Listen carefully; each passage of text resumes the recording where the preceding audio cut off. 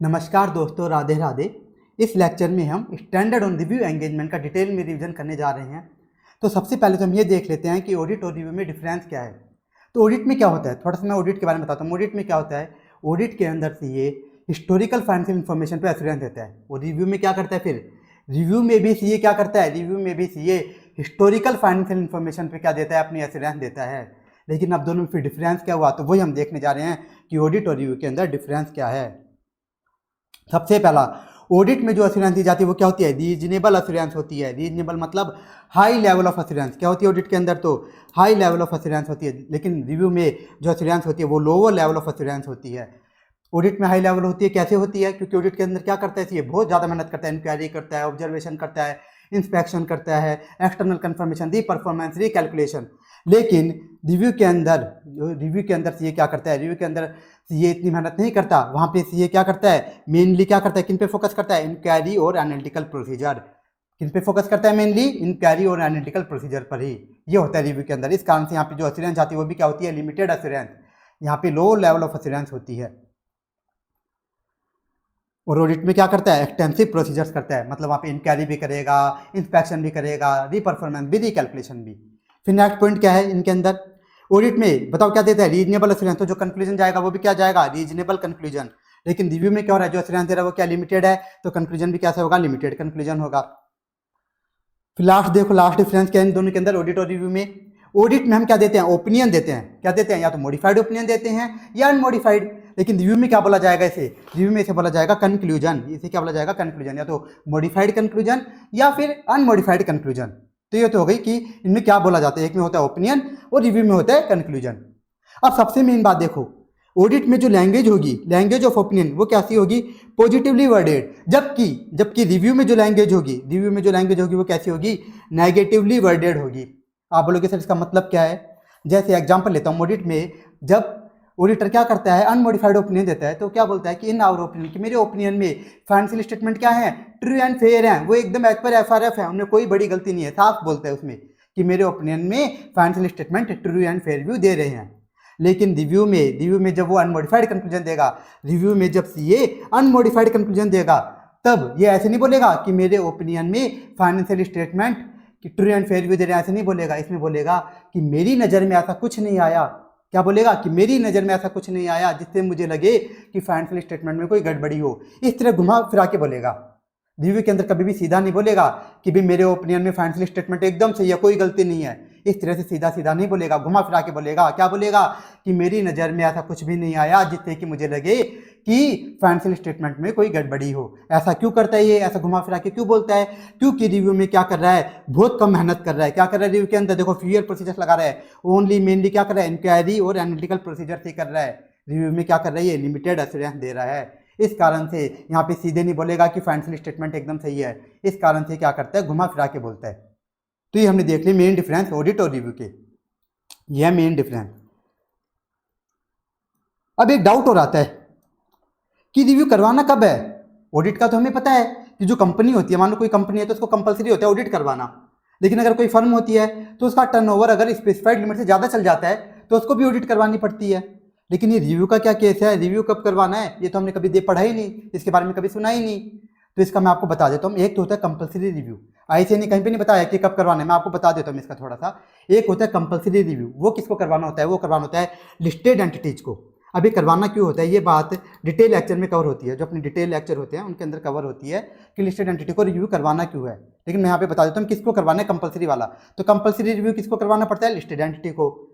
अपनी क्या पूरे फाइनेंशियल स्टेटमेंट का करवाना होता है, नहीं, पूरे का नहीं। जो क्वार्टरली इन्फॉर्मेशन होती है, क्वार्टरली जो इन्फॉर्मेशन होती है, क्वार्टरली फाइनेंशियल स्टेटमेंट होते हैं, उनका लिस्टेड एंटिटी को क्या करवाना पड़ता है, रिव्यू करवाना पड़ता है, और ये कंपलसरी होता है। तो ये तो होता है कंपलसरी रिव्यू। और एक होता है जो कंपलसरी नहीं होता, वो कैसा होता है, वो एग्जाम्पल लेता हूँ। मान लो एक एंटिटी है एक्स लिमिटेड। एक्स लिमिटेड क्या है, एक एंटिटी है। इसके इन्वेस्टर्स ने बोल दिया, एक्स लिमिटेड के इन्वेस्टर्स ने, कि तू क्या कर, अपने पूरे फाइनेंशियल स्टेटमेंट का ऑडिट करवा के दे, ऑडिट करके दे। एक्स लिमिटेड के इन्वेस्टर्स ने एक्स लिमिटेड को क्या बोला कि तू तेरे पूरे फाइनेंशियल स्टेटमेंट की ऑडिट करवा के दे। एक्स लिमिटेड ने बोला कि इसकी तो ऑडिट चल रही है और इसमें टाइम लगेगा। इन्वेस्टर्स ने बोला कि मुझे 15 डेज के अंदर चाहिए। क्या चाहिए? एस लिमिटेड के इन्वेस्टर्स ने एस लिमिटेड को बोला कि मुझे 15 डेज के अंदर अंदर तेरे ऑडिटेड फाइनेंशियल स्टेटमेंट चाहिए। वो एस लिमिटेड ने बोला 15 डेज में तो मेरी ऑडिट कंप्लीट होगी नहीं। तो इन्वेस्टर्स ने बोला कि तू क्या कर दे, इसका रिव्यू करवा के दे दे, कि तेरे जो फुल फाइनेंशियल स्टेटमेंट है इनका क्या करवा के दे दे, रिव्यू करवा के दे दे। तो ऐसे केस में भी रिव्यू करवाना पड़ सकता है। और क्या हो सकता है, इन्वेस्टर बोल सकते हैं कि तू ना पूरे फाइनेंशियल स्टेटमेंट का नहीं, तू क्या कर, ओनली 3 मंथ्स के जो फाइनेंशियल स्टेटमेंट है, मतलब क्वार्टरली फाइनेंशियल स्टेटमेंट है, उनका रिव्यू करवा के दे दे। या फिर इन्वेस्टर्स बोल सकते हैं कि तू 6 मंथ्स के जो तेरे फाइनेंशियल स्टेटमेंट है उनका क्या करवा के दे दे, रिव्यू करवा के दे दे। इस तरह से ये होता है, जो कंपलसरी नहीं होता। ये वाला रिव्यू क्या होता है, कंपलसरी नहीं होता। तो कंपलसरी कौन सा होता है, वो लिस्टेड एंटिटी को करवाना होता है बस, और बाकी कंपलसरी नहीं होते। बाकी तो कभी इन्वेस्टर ने बोल दिया या एंटिटी के क्रेडिटर ने बोल दिया कि हमको रिव्यू करवा के दो, या फिर किसने बोल दिया, बैंक ने बोल दिया कि रिव्यू करवा के दो, तो ये होते हैं, ये कंपलसरी नहीं होते।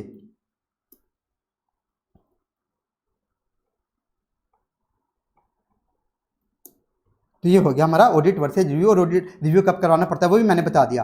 तो रिव्यू के लिए आईसीआई ने 2 स्टैंडर्ड निकाल रखे हैं, SRE 2400 और SRE 2410। अब एक डाउट आ रहा होगा कि सर यहाँ पे 2 स्टैंडर्ड क्यों निकाले, तो वो डाउट आपका क्लियर हो जाएगा जब हम SRE 2410 के बारे में पढ़ेंगे कि इसमें होता क्या है। देखो इसका नाम क्या है, SRE 2410 का review of interim financial information. क्या है, review of interim financial information perform by auditor of entity.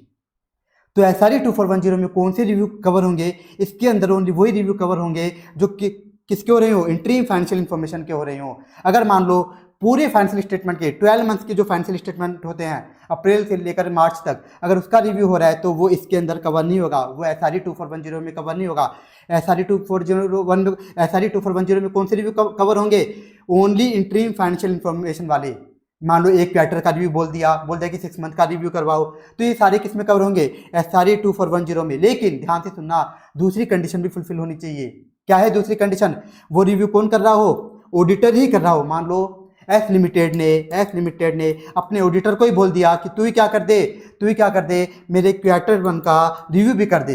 S limited ने अपने ऑडिटर को ही बोल दिया तू मेरे क्वार्टर 1 का रिव्यू भी कर दे, तो किस में कवर होगा, SRE 2410 में कवर होगा। एस लिमिटेड ने, और एग्जांपल लेता हूँ, एस लिमिटेड ने अपने ऑडिटर को बोला कि तू मेरे 6 मंथ का रिव्यू कर दे, 6 मंथ के जो फाइनेंशियल स्टेटमेंट है, 6 मंथ की जो फाइनेंशियल इंफॉर्मेशन है उसका रिव्यू कर दे, वो भी किस में कवर होगा, SRE 2410 में। लेकिन एक और एग्जांपल लेता हूँ, एस लिमिटेड ने बोला कि मेरे 6 मंथ का रिव्यू कर दे, 6 मंथ के फाइनेंशियल इंफॉर्मेशन का रिव्यू कर दे, लेकिन किसको बोला, अपने ऑडिटर को नहीं बोला, किसी दूसरे सीईओ को बोला कि तू मेरे 6 मंथ के फाइनेंशियल इंफॉर्मेशन का रिव्यू कर दे। तो ये किस में कवर होगा, ये वाला कवर होगा किसमें, SRE 2400 में। मतलब जब ऑडिटर को नहीं बोला जाता, जब किसी दूसरे सीईओ को बोला जाता है रिव्यू करने के लिए, तो वो किस में कवर हो जाता है, वो SRE 2400 में कवर होता है। किस में कवर होता है, SRE 2400 में। और SRE 2410 में कौन से कवर होते हैं, ओनली इंटरिम फाइनेंशियल इंफॉर्मेशन का रिव्यू होना चाहिए, और किससे करवा रहा हो, एंटिटी किससे करवा रही हो, ऑडिटर से ही करवा रही हो, तो किस में कवर होगा, SRE 2410 में। अब मैं आपको एक बात और बता देता हूं मैं एक्स्ट्रा, कि जो लिस्टेड एंटिटी वाला मैंने बताया था ना, लिस्टेड एंटिटी वाला, कि उनको कंपलसरी रिव्यू करवाना पड़ता है। और किसका रिव्यू करवाना पड़ता है उनको, अपनी क्वार्टरली फाइनेंशियल इंफॉर्मेशन का करवाना पड़ता है। किसका, क्वार्टरली फाइनेंशियल इंफॉर्मेशन का उनको कंपलसरी रिव्यू करवाना पड़ता है। तो लिस्टेड एंटिटी जो अपनी क्वार्टरली फाइनेंशियल इंफॉर्मेशन का रिव्यू करवाती है ना, तो जनरली किससे करवाती हैं, जनरली ये ऑडिटर से ही करवाती हैं। जनरली किससे करवाती है, ऑडिटर से ही। तो बताओ इस केस में कौन सा स्टैंडर्ड लगेगा, इस केस में SRE 2410 लगेगा। क्यों, क्योंकि दोनों कंडीशन फुलफिल हो गई। कौन सी इंफॉर्मेशन है, क्वार्टरली फाइनेंशियल इंफॉर्मेशन, मतलब इंटरिम फाइनेंशियल इंफॉर्मेशन है, और कौन कर रहा है, ऑडिटर ही कर रहा है। क्या कौन कर रहा है, ऑडिटर ही कर रहा है। इसलिए इस केस में जनरली क्या लगता है, SRE 2410 ही लगता है। तो ये सारी मैंने आपको बेसिक बता दी और एकदम डिटेल में बता दिए, जिससे कि आपको कोई डाउट ही ना आए। अब अगर आपको बेसिक समझ आते हैं तभी ये आपको आगे का स्टैंडर्ड समझ आएगा। अगर बेसिक ही समझ नहीं आते तो फिर रटना ही हो जाता है। तो अब हम स्टैंडर्ड स्टार्ट करते हैं। अभी तक तो हमने सिर्फ बेसिक देखा है रिव्यू का, अब आते हो स्टैंडर्ड पे। अब हम स्टैंडर्ड पे आते हैं। सबसे पहला है SRE 2400 engagement to review historical financial statement. तो ये कब लगता है, तो इन्होंने यहाँ पे बता दिया बेसिक में, this SRE deals with practitioners responsibility performing a review of financial statement when he is not an auditor of entities financial statement. जब ये क्या नहीं है, ऑडिटर नहीं है। क्यों, अगर ऑडिटर हुआ और इंटरिम फाइनेंशियल स्टेटमेंट का रिव्यू करवा रहे हैं तो क्या लग जाता है, SRE 2410। लेकिन SRE 2400 कब लगेगा, SRE 2400 कब लगेगा, जब ऑडिटर को नहीं बोला गया, किसी दूसरे सीईओ को बोला गया कि तू रिव्यू कर दे, तो हर केस में क्या लग जाएगा, हर केस में क्या लग जाएगा, SRE 2400 लग जाएगा, जब ऑडिटर से हम रिव्यू नहीं करवा रहे। अब एक बात तो ध्यान रखना, यहाँ पे देखो क्या वर्ड यूज हुआ है, this SRE deals with practitioners responsibility. यहाँ पे ऑडिटर नहीं बोला गया, क्या हुआ है, प्रैक्टिशनर्स, क्योंकि यहाँ पे ऑडिट नहीं हो रही, क्या हो रहा है, रिव्यू हो रहा है।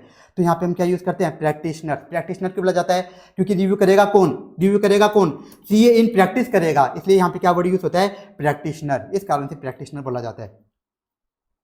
अब आ जाओ मेन टॉपिक्स पर। सबसे पहला है topic excepting review engagement and agreeing on terms of engagement. इसमें भी हम सबसे पहला टॉपिक देखते हैं, practitioner shall not accept a review engagement. कि जो प्रैक्टिशनर है उसको रिव्यू एंगेजमेंट कब एक्सेप्ट नहीं करना, कि उसको रिव्यू एंगेजमेंट कब कब एक्सेप्ट नहीं करना। तो इसमें देखते जाओ, कब एक प्रैक्टिशनर को, एक सीएन प्रैक्टिस को, अगर उसके पास रिव्यू एंगेजमेंट का ऑफर आया है तो उसको कब एक्सेप्ट नहीं करना, वो हम देखने जा रहे हैं। एकदम लॉजिकल पॉइंट है, एकदम इजी।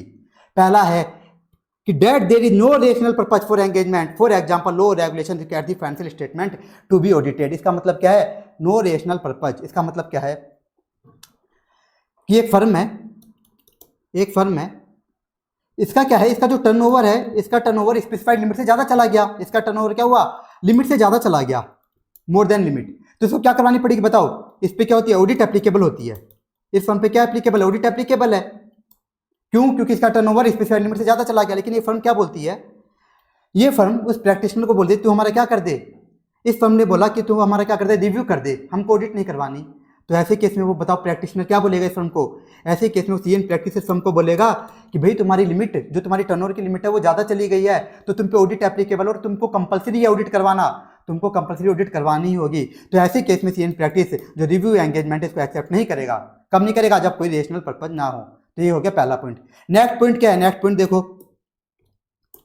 कि that review engagement is not appropriate in circumstances he may recommend another type of engagement. इसका एग्जांपल ले लेता हूँ कि इन्वेस्टर्स ने बोला, एक एक्स लिमिटेड है, एक्स लिमिटेड के मैनेजमेंट को इन्वेस्टर्स ने बोला कि हमें क्या चाहिए, तुम्हारी जो फाइनेंशियल स्टेटमेंट है उस पर क्या चाहिए, रीजनेबल एश्योरेंस चाहिए। एक्स लिमिटेड के मैनेजमेंट को इन्वेस्टर्स ने बोला, एक्स लिमिटेड के इन्वेस्टर्स ने बोला कि तुम्हारे फाइनेंशियल स्टेटमेंट पे हमें क्या चाहिए, रीजनेबल एश्योरेंस चाहिए। अब ये मैनेजमेंट का बंदा सीएन प्रैक्टिस को आके बोलता है कि तू क्या कर दे, रिव्यू कर दे। तो बताओ इस केस में रिव्यू हो सकता है क्या, रिव्यू में तो क्या होती है, लिमिटेड एश्योरेंस होती है, इसमें रीजनेबल एश्योरेंस थोड़ी ना होती है। रीजनेबल एश्योरेंस ऑडिट में होती है। तो सीए बोलेगा कि तुम्हारे इन्वेस्टर्स ने रीजनेबल एश्योरेंस मांगी है तो तुम ऑडिट करा के दो, ये बोलेगा सीए। तो ये सेकंड पॉइंट भी कंप्लीट हुआ। आ जाओ नेक्स्ट पॉइंट, एकदम इजी पॉइंट, कि अगर प्रैक्टिशनर को लगता है कि मैं यहाँ पर एथिकल रिक्वायरमेंट्स को और इंडिपेंडेंस को कंप्लाई नहीं कर पाऊंगा, कि मैं ईमानदारी से काम नहीं कर पाऊंगा, या फिर जिस एंटिटी का मुझे रिव्यू का ऑफर आया है, जहाँ की मुझे रिव्यू एंगेजमेंट दी जा रही है, वहाँ पे क्या है, वहाँ पे मैंने कई सारे शेयर्स होल्ड करा रखे उस एंटिटी के, या फिर वहाँ से मैंने लोन ले रखा है, या फिर वहाँ पे जो मैनेजमेंट के बंदे मेरे रिश्तेदार हैं। तो ऐसे केस में उसे क्या रहेगा बताओ, उसकी इंडिपेंडेंस क्या रहेगी, इंडिपेंडेंस नहीं रहेगी। तो ऐसे केस में भी उसको क्या नहीं करना, उसको रिव्यू एंगेजमेंट को एक्सेप्ट नहीं करना। तो ये तो कौन सी बात आ गई, SQ7 वाली बात आ गई, जो हम SQ7 में भी देखते हैं। नेक्स्ट देखो कि प्रैक्टिशनर को क्या है, मैनेजमेंट की इंटीग्रिटी पर डाउट है, मतलब प्रैक्टिशनर को लग रहा है, सीएन प्रैक्टिस को लग रहा है कि मैनेजमेंट क्या है, चोर है। तो ये पॉइंट हमने कहाँ पढ़ा था, एज इट इज SQ7 में पढ़ा था, और वहाँ पे ये भी देखा था कि एक ये पता कैसे लगाता है कि मैनेजमेंट चोर है। तो ये सारी बात हमने कहाँ देख रखी है, SQ7 में। तो अगर सीए को लगता है, सीएन प्रैक्टिस को, कि मैनेजमेंट चोर है, तो ऐसे केस में भी वो रिव्यू एंगेजमेंट को एक्सेप्ट नहीं करेगा। और लास्ट क्या है कि मैनेजमेंट TCWG क्या करते हैं, प्रैक्टिशनर पे क्या लगा देते हैं, लिमिटेशन, उसको प्रैक्टिशनर के काम पे लिमिटेशन लगा देते हैं। मतलब मैनेजमेंट वाला बोलता है कि मैं तुझे ये इन्फॉर्मेशन नहीं दूंगा, तुझको एविडेंस लेने के लिए एक्सेस नहीं दूंगा लोगों का। तो ऐसे केस में भी प्रैक्टिशनर को, सीएन प्रैक्टिस को रिव्यू एंगेजमेंट एक्सेप्ट नहीं करनी। और एक और है, देखो ये सेम ही पॉइंट लिख दिया कि प्रैक्टिशनर को लगता है कि जो भी मुझे इन्फॉर्मेशन चाहिएगी वो मैनेजमेंट मुझे प्रोवाइड नहीं करा के देगा, वही बात आ गई, तो भी क्या नहीं करना, तो भी रिव्यू एंगेजमेंट को एक्सेप्ट नहीं करना। तो ये टॉपिक कंप्लीट और एकदम ईजी सा टॉपिक है। इसका मैं वो बना देता हूँ आपको मेमोरी वर्ड, इसका लिखो आप लाइंड, LINED, लाइंड। तो देखो एल से तो अपना क्या हो गया, लिमिटेशन ऑन स्कोप, आई से इंफॉर्मेशन नीडेड, एन से नो रेशनल पर्पज और नॉट अप्रोप्रिएट, ई से एथिकल रिक्वायरमेंट्स, और डी से डाउट अबाउट मैनेजमेंट इंटीग्रिटी। तो ये टॉपिक हमारा कंप्लीट हुआ। तो सबसे पहले हमने कौन सा टॉपिक देखा रिव्यू में, कि एक सीएन प्रैक्टिस को रिव्यू एंगेजमेंट एक्सेप्ट करनी भी चाहिए कि नहीं करनी चाहिए, वो हमने देखा कि कब कब उसको रिव्यू एंगेजमेंट एक्सेप्ट नहीं करनी, वो पॉइंट्स हमने देख लिए। नेक्स्ट क्या है, नेक्स्ट टॉपिक है pre condition for accepting review engagement. एकदम सेम है जैसा हमने कहाँ पढ़ा था SA 210 में, सेम टू सेम वही पॉइंट्स हैं। प्री कंडीशन कि क्या करता है, सबसे पहले एग्रीमेंट करता है मैनेजमेंट के साथ कि क्या करता है एक ऑडिटर, जब ऑडिट एक्सेप्ट करता है तो वो क्या करता है मैनेजमेंट के साथ कुछ एग्रीमेंट करता है कि ये कंडीशन फुलफिल होनी चाहिए। ऐसे ही क्या करेगा रिव्यू में भी प्रैक्टिशनर मैनेजमेंट के साथ एग्रीमेंट करेगा। तो क्या क्या एग्रीमेंट करेगा वो देखने जा रहे हैं। ऑब्टेन एग्रीमेंट फॉर मैनेजमेंट, क्या कि देख तेरी क्या रेस्पॉन्सिबिलिटी है, मैनेजमेंट से क्या करेगा एग्रीमेंट करेगा कि मैनेजमेंट फाइनेंशियल स्टेटमेंट बनाने की रेस्पॉन्सिबिलिटी किसकी है, तेरी है, कि फाइनेंशियल स्टेटमेंट को बनाने की रेस्पॉन्सिबिलिटी किसकी है, तेरी है, मेरे से नहीं बनवाएगा तू कि मेरे को बोल दिया फाइनेंशियल स्टेटमेंट भी तू ही बना दे, ऐसा नहीं होगा। और दूसरा क्या करेगा एग्रीमेंट कि determine whether FRF applied in preparation of financial statement is acceptable. क्या करेगा उससे, उसको ये बोलेगा कि तू जो फाइनेंशियल स्टेटमेंट बनाएगा वो रेस्पॉन्सिबिलिटी तो है ही तेरी, फाइनेंशियल स्टेटमेंट बनाने की रेस्पॉन्सिबिलिटी किसकी है, मैनेजमेंट की, लेकिन उसको ये भी बोलेगा कि फाइनेंशियल स्टेटमेंट कैसे बनाने हैं, एज पर FRF बनाने हैं, और FRF भी कौन सा, वही होना चाहिए जो तुम पे एप्लीकेबल है। ऐसा नहीं कि मान लो तुम पे एप्लीकेबल इंड AS और तुमने फाइनेंशियल स्टेटमेंट बना दिए AS, ऐसा नहीं होना चाहिए। क्या करना है, अगर तुम पे इंड AS एप्लीकेबल है तो इंड AS के अकॉर्डिंग ही बनाने हैं। तो ये क्या चेक कर लेगा कि जो FRF अप्लाइड हुए हैं वो एक्सेप्टेबल है कि नहीं, ये बात भी कर लेगा मैनेजमेंट के साथ पहले ही, रिव्यू एक्सेप्ट करने से पहले ही। और क्या करेगा, फिर बोलेगा कि इंटरनल कंट्रोल्स लगाने की रेस्पॉन्सिबिलिटी किसकी है, मैनेजमेंट तेरी ही है। और क्या बोलेगा मैनेजमेंट को कि तुझे क्या करना होगा कि रिव्यू के दौरान मुझे जो भी इन्फॉर्मेशन चाहिएगी सारी तो मुझे प्रोवाइड करेगा। और रिव्यू के दौरान अगर मुझे एविडेंस चाहिएगा किसी बंदे से, मुझे मान लो इन्फॉर्मेशन लेनी है एंटिटी के अंदर, तो मुझे तू क्या देगा, एक्सेस देगा, उसमें तू टांगे नहीं अड़ाएगा। तो ये सारी क्या कर लेगा, एग्रीमेंट कर लेगा मैनेजमेंट के साथ, ये सारी बातें कर लेगा एक्सेप्ट करने से पहले। और ये सेम टू सेम वही है जो हम ऐसे 210 में देखते हैं। अब प्री कंडीशन भी कर ली तो लास्ट में क्या होगा, एंगेजमेंट लेटर बनेगा। क्या बनेगा, एंगेजमेंट लेटर। और ये तो सेम टू सेम वही है जो हम ऐसे कहाँ पढ़ते हैं 210 के अंदर पढ़ते हैं, सेम टू सेम वही है। तो क्या होगा, एंगेजमेंट लेटर बनाएगा, उसमें लिखेगा ऑब्जेक्टिव वगैरह लिखेगा, मैनेजमेंट की रेस्पॉन्सिबिलिटी लिखेगा, खुद की रेस्पॉन्सिबिलिटी लिखेगा, ये सारी चीज़ लिखेगा। तो ये सारे काम करेगा। और ये क्या है, सेम टू सेम वही है जो हम ऐसे 210 में देखते हैं। तो ये टॉपिक भी हमारा कंप्लीट हुआ। तो हमने क्या क्या देख लिया अभी तक कि रिव्यू उसको एक्सेप्ट करना चाहिए कि नहीं करना चाहिए, और अगर उसे एक्सेप्ट करना चाहिए तो क्या करेगा, सबसे पहले मैनेजमेंट से कुछ प्री कंडीशन से एग्री करेगा, प्री कंडीशन से एग्री हो गई, फिर वो क्या बनाएंगे, एंगेजमेंट लेटर बनाएंगे, दोनों बैठ करके, ऑडिटर और मैनेजमेंट, जो रिव्यूअर है वो और मैनेजमेंट दोनों बैठ करके क्या बनाएंगे, एंगेजमेंट लेटर बनाएंगे। तो ये हमारा कंप्लीट हुआ। अब बताओ, जैसे ही उसने क्या कर ली, उसने लेटर वगैरह बन गया, सब हो गया, यानी एक तरह से उसने क्या कर लिया, रिव्यू एंगेजमेंट को एक्सेप्ट कर लिया पूरा। अब क्या करना, अब काम शुरू करना है। तो काम शुरू करते हैं, जब हम ऑडिट करते हैं तो सबसे पहला काम क्या होता है, जब ऑडिट स्टार्ट करते हैं तब होता है सबसे पहला काम ROMM कैलकुलेट करना, ROMM कैलकुलेट करना। अब देखो आगे की जितनी भी बातें ना आपको तभी समझ आएंगी जब आपने स्टैंडर्ड्स अच्छे से पढ़े हैं, अगर आपको समझ आते हैं।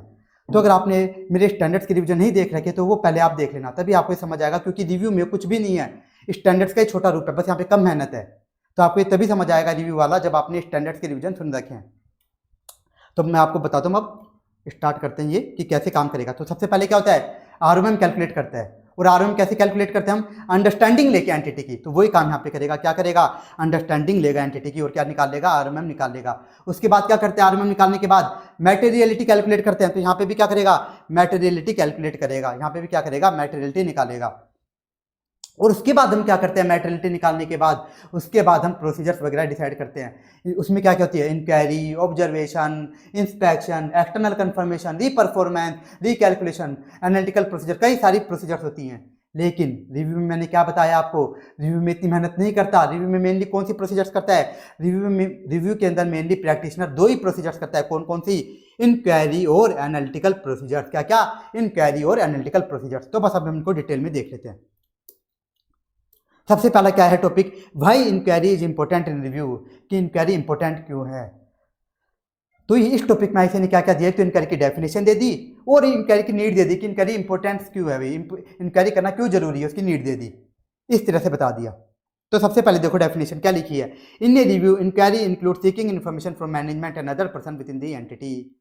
वही बात लिख दी जो हम स्टैंडर्ड के अंदर पढ़ते हैं, स्टैंडर्ड्स ऑन ऑडिटिंग के अंदर पढ़ते हैं। क्या होता है वहाँ पे इंक्वायरी का मतलब कि किसी भी नॉलेजेबल पर्सन से क्या लेना, इन्फॉर्मेशन लेना, चाहे वो विद इन द एंटिटी हो या फिर आउटसाइड द एंटिटी हो, ये होता है ऑडिट के अंदर। लेकिन यहाँ पे क्या करना है, यहाँ पे भी क्या करनी है, नॉलेजेबल पर्सन से क्या करनी है, अपन को इन्फॉर्मेशन लेनी है। यहाँ पे क्या मतलब है रिव्यू के अंदर इंक्वायरी का, कि हमें नॉलेजेबल पर्सन से क्या लेनी है, इन्फॉर्मेशन लेनी है। लेकिन कहाँ से, only with in the entity. कहाँ से, only with in the entity, क्योंकि रिव्यू के अंदर क्या करेगा, कम मेहनत करेगा, इसलिए क्या करेगा, only with in the entity क्या करेगा, जो भी नॉलेजेबल पर्सन है उनसे इन्फॉर्मेशन लेगा। तो ये होती है इंक्वायरी। तो ये तो हो गई डेफिनेशन। अब जो नेक्स्ट 2 पॉइंट्स हैं ये हैं किसके, इंपॉर्टेंस के, कि भाई इंक्वायरी जरूरी क्यों है, इसकी नीड क्यों है। तो इसमें पहला ये वाला पॉइंट देखो, इंक्वायरी क्यों जरूरी है। देखो, inquiry assist the practitioner in obtaining the understanding of entity. किसमें काम आती है बताओ इंक्वायरी, आरएमएम कैलकुलेट करने में। किसमें काम आती है, risk of material misstatement calculate करने में। ये बात मैंने डिटेल में कहाँ बताई थी आपको, एसए 315 में। तो वही बात इन्होंने यहाँ पे लिख दी कि इंक्वायरी किसमें मदद करेगी, अंडरस्टैंडिंग लेने में, मतलब आरएमएम कैलकुलेट करने में। और दूसरा पॉइंट क्या लिखा है, दूसरा देखो कि evidence obtain through inquiry is principal source of evidence about the management intent. कि इंक्वायरी करके प्रैक्टिशनर क्या कर सकता है, मैनेजमेंट के इंटेंशन का पता लगा सकता है। इसका मतलब क्या हो कि अगर मैनेजमेंट ने कोई पर्टिकुलर एक्शन लिया है, कोई मान लो किसी आइटम के रिगार्डिंग फाइनेंशियल स्टेटमेंट कोई आइटम आ रहा है, उसके रिगार्डिंग कोई पर्टिकुलर एक्शन लिया है, तो उसका रीजन पता लगाने के लिए इंक्वायरी क्या है, उस चीज़ का रीजन क्या है, उसका पता लगाने के लिए इंक्वायरी क्या है, एक प्रिंसिपल एविडेंस है, प्रिंसिपल सोर्स ऑफ एविडेंस है। इंक्वायरी से क्या पता लग जाएगा, प्रैक्टिशनर को पता लग जाएगा कि मैनेजमेंट ने अगर कोई पर्टिकुलर एक्शन लिया है तो वहाँ पे कोई झोल तो नहीं कर रहा, मैनेजमेंट कोई गड़बड़ी तो नहीं कर रहा, तो वो पता लग जाएगा। तो वही बात यहाँ पे आईसीए ने लिखी है। बस ये हो गया अपना इंक्वायरी वाला। फिर नेक्स्ट क्या है, एनालिटिकल प्रोसीजर्स। कि एनालिटिकल प्रोसीजर क्यों जरूरी है, तो इसमें भी आईसीए ने क्या किया, एक तो मीनिंग दे दी एनालिटिकल प्रोसीजर की, और 3 क्या दे दी, इंपॉर्टेंस दे दी कि एनालिटिकल प्रोसीजर करना क्यों जरूरी है। तो मीनिंग क्या है बताओ एनालिटिकल प्रोसीजर की, identifying the inconsistencies from expected trends और वैल्यूज। तो वही बात लिख दी जो हम ऐसे 520 में पढ़ते हैं। ऐसे 520 जो कि एनालिटिकल प्रोसीजर का होता है, क्या बताता है कि ट्रेंड एनालिसिस करके, रेशियो एनालिसिस करके, रीजनेबल टेस्ट करके हम पता लगाते हैं कि फाइनेंशियल स्टेटमेंट में कोई इनकंसिस्टेंसी तो नहीं है। उसे क्या बोला जाता है, एनालिटिकल प्रोसीजर। ट्रेंड एनालिसिस करते हैं, रेशियो एनालिसिस करते हैं, रीजनेबल टेस्ट करते हैं और देखते हैं कि फाइनेंशियल स्टेटमेंट में कोई इनकंसिस्टेंसी तो नहीं है। जैसे एग्जांपल लूं कि ऑडिटर ने ट्रेंड एनालिसिस किया, उसने देखा कि पिछले साल जो फाइनेंशियल स्टेटमेंट में कोई एक्सपेंस था वो आ रहा था 5 लाख का, लेकिन इस साल क्या हो रहा है, वो 15 लाख का आ रहा है। तो बताओ यहाँ पे तो क्या हो गई, इनकंसिस्टेंसी हो गई कि सेम ही एक्सपेंडिचर पिछले साल तो था 5 लाख का, इस साल कितने हो गया, बढ़ के एकदम से 15 लाख हो गया। तो ये क्या हो गई, इनकंसिस्टेंसी। तो इसे क्या बोला जाता है, एनालिटिकल प्रोसीजर बोला जाता है। तो वही डेफिनेशन यहाँ पे लिखी हुई है। अब एनालिटिकल प्रोसीजर की इंपॉर्टेंस क्या है वो देख लेते हैं एक एक करके। पहली देखो क्या है, obtaining the understanding of entity. किसमें मदद करता है, ये भी एनालिटिकल प्रोसीजर भी किसमें मदद करती है, आरएमएम कैलकुलेट करने में, रिस्क ऑफ मटेरियल मिसस्टेटमेंट निकालने में कौन मदद करता है, एनालिटिकल प्रोसीजर भी मदद करती है। और ये बात भी मैंने आपको ऐसे 315 में पढ़ाई है, अगर आपको याद नहीं आ रही तो उसका रिविजन देख लेना ध्यान से।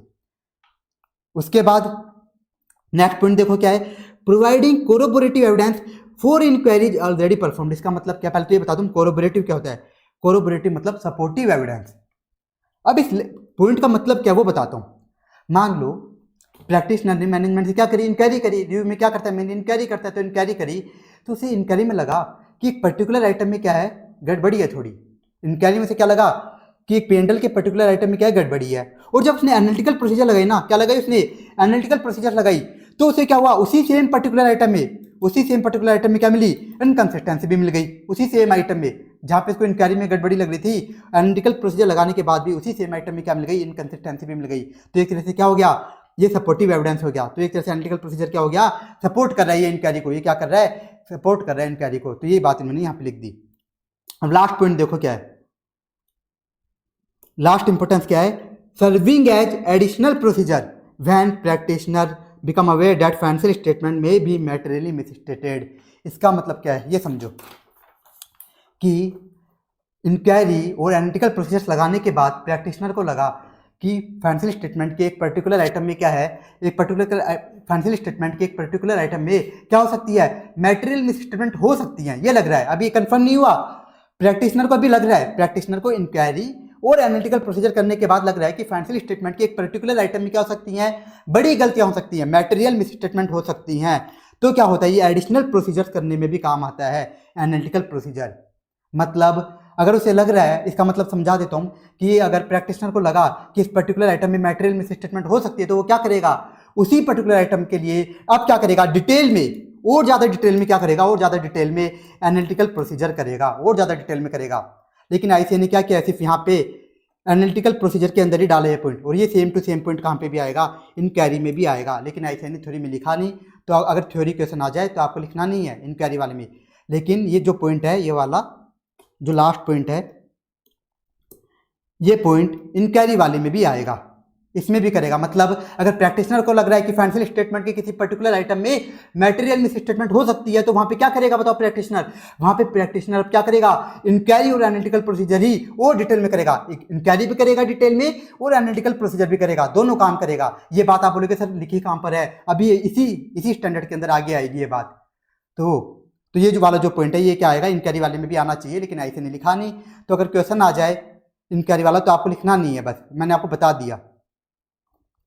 तो ये भी हमने देख लिया कि एनालिटिकल प्रोसीजर इंपॉर्टेंट क्यों है। अब आ जाओ नेक्स्ट टॉपिक पे आ जाओ। Perform procedure to address the specific circumstances. कुछ स्पेसिफिक केस देखेंगे कि वहां पे क्या क्या क्या करना है प्रैक्टिशनर को। सबसे पहला है फ्रॉड और नॉन कंप्लायंस। वहां पे तो क्या था, ऑडिट के अंदर तो हम क्या लगाते हैं? फ्रॉड और नॉन कंप्लायंस में ऐसे 240 250 उसमें जो बातें बताई हैं वो सारे काम करते हैं। यहाँ पे क्या करेंगे? तो एक तो देखो क्या करेगा, इंक्वायरी तो करेगा ही मैनेजमेंट से, इंक्वायरी तो करेगा ही गारंटी। पहले इंक्वायरी कर लेगा भाई, अगर तेरे को कोई फ्रॉड पता है मैनेजमेंट को बोलेगा प्रैक्टिशनर जाके बोलेगा अगर तेरे को कोई फ्रॉड के बारे में पता है, नॉन कंप्लायंस के बारे में पता है तो मेरे को बता दे। और अगर मान लो मैनेजमेंट उसको कुछ नॉन कंप्लायंस वगैरह बता देता है तो जो प्रैक्टिशनर है वो मैनेजमेंट को बोलेगा क्या तुमने नॉन कंप्लायंस वगैरह को डिस्क्लोज कर दिया अपने फाइनेंशियल स्टेटमेंट में? तो अगर मान लो मैनेजमेंट डिस्क्लोज कर देता है तो क्या होगा? कुछ नहीं करेगा। लेकिन मैनेजमेंट मान लो डिस्क्लोज नहीं करता तो क्या दे देगा? मॉडिफाइड कंक्लूजन दे देगा। ये होता है फ्रॉड नॉन कंप्लायंस में। और क्या करेगा? रिव्यू के दौरान भी मान लो रिव्यू के दौरान प्रैक्टिशनर को कोई फ्रॉड और नॉन कंप्लायंस मिल जाता है तो क्या करेगा? रिव्यू के दौरान अगर प्रैक्टिशनर को कोई फ्रॉड और नॉन कंप्लायंस मिलता है तो क्या करेगा? टीसीडब्ल्यूजी को जाके बताएगा। उसको ये भी बोलेगा कि इनको क्या करो, डिस्क्लोज भी कर दो। अगर वो डिस्क्लोज नहीं करते तो क्या दे देगा? मॉडिफाइड कंक्लूजन दे देगा। अब यहाँ पे क्या होगा? ओनली टीसीडब्ल्यूजी को बताएगा। ऐसे 240 250 में तो हम देखते थे कई सारी रिपोर्टिंग रिक्वायरमेंट होती थी, तो यहाँ पे इतनी सारी रिपोर्टिंग रिक्वायरमेंट नहीं है। यहाँ पे क्या करना है? ओनली टीसीडब्ल्यूजी को बताना है। ओनली क्या करना है? टीसीडब्ल्यूजी को बताना है। एक एग्जाम्पल लेता हूँ तो समझ आएगा। मान लो प्रैक्टिशनर क्या कर रहा था? प्रैक्टिशनर रिव्यू कर रहा था। वो रिव्यू करने के दौरान से एक क्या मिल गया? नॉन कंप्लायंस मिल गया। उसे क्या मिल गया कि ये एंटिटी क्या कर रही है? एक नॉन कंप्लायंस कर रही है, जिससे क्या हो सकता है? एंटिटी पर फ्यूचर में बहुत बड़ी पेनल्टी आ सकती है। क्या हो सकता है? फ्यूचर में एंटिटी पर बहुत बड़ी पेनल्टी आ सकती है। तो ये क्या करेगा? ये बात जाकर के टीसीडब्ल्यू को बता देगा, कम्युनिकेट कर देगा कि तुमने नॉन कंप्लायंस किया है। और क्या बोलेगा? वो टीसीडब्ल्यू को बोलेगा कि ये जो पेनल्टी आ सकती है ना फ्यूचर में, तो ये बात तुम क्या करो? डिस्क्लोज करो। क्या करो? अपने फाइनेंशियल स्टेटमेंट में डिस्क्लोज करो कि हमने ये नॉन कंप्लायंस किया है, उसके कारण हम पे ये पेनल्टी आ सकती है। और अगर मान लो टीसीडब्ल्यूजी मना कर देता है कि मैं तो डिस्क्लोज नहीं करूं, तो क्या करेगा प्रैक्टिशनर? क्या करेगा? मॉडिफाइड कंक्लूजन दे देगा। बस इतना सा काम करना है इसको, ये सिंपल सा काम करना है। तो ये हो गया फ्रॉड और नॉन कंप्लायंस में क्या करना है, बता दिया मैंने। अब बताओ रिलेटेड पार्टी में क्या करना है। ऑडिट में तो हम क्या करते हैं? ऐसे 550 में जो भी बातें बताई हैं सारे काम करते हैं। यहाँ पे क्या करेगा? यहाँ पे इंक्वायरी तो करेगा। इंक्वायरी में क्या क्या करेगा? क्योंकि देखो सबसे मेन इंक्वायरी करना, तो वो तो करेगा ही करेगा। तो इंक्वायरी में क्या क्या करेगा? इंक्वायरी में मैनेजमेंट से पूछेगा कि तुम्हारी रिलेटेड पार्टी कौन सी है, उनके साथ तुमने क्या क्या ट्रांजेक्शन की हैं, और क्या तुमने सभी रिलेटेड पार्टी को उनकी प्रॉपरली अकाउंटिंग कर दी क्या, उनका प्रॉपर डिस्क्लोजर दे दिया क्या, ये बातें पूछेगा, ये सारी बातें पूछेगा। लेकिन और रिव्यू के दौरान, ये तो इंक्वायरी वाली बात बता दी, लेकिन रिव्यू के दौरान अगर प्रैक्टिशनर को रिव्यू करने के दौरान प्रैक्टिशनर को कोई न्यू रिलेटेड पार्टी मिल जाती है, क्या मिल जाती है? कोई न्यू रिलेटेड पार्टी ट्रांजैक्शन मिल जाती है रिव्यू करने के दौरान, जो कि मैनेजमेंट ने उसे छुपा ली थी, बताई नहीं थी, इंक्वायरी के दौरान बताई नहीं थी। और रिव्यू के दौरान क्या होता है? प्रैक्टिशनर को कोई न्यू रिलेटेड पार्टी ट्रांजैक्शन मिल जाती है, तो क्या करेगा? तो ये जाएगा मैनेजमेंट के पास, मैनेजमेंट को बोलेगा कि क्या कर, इस न्यू रिलेटेड पार्टी ट्रांजैक्शन की क्या कर दे, प्रॉपर अकाउंटिंग कर दे और उसका प्रॉपर डिस्क्लोजर दे दे। ये बस इतना सा काम करना है इसको।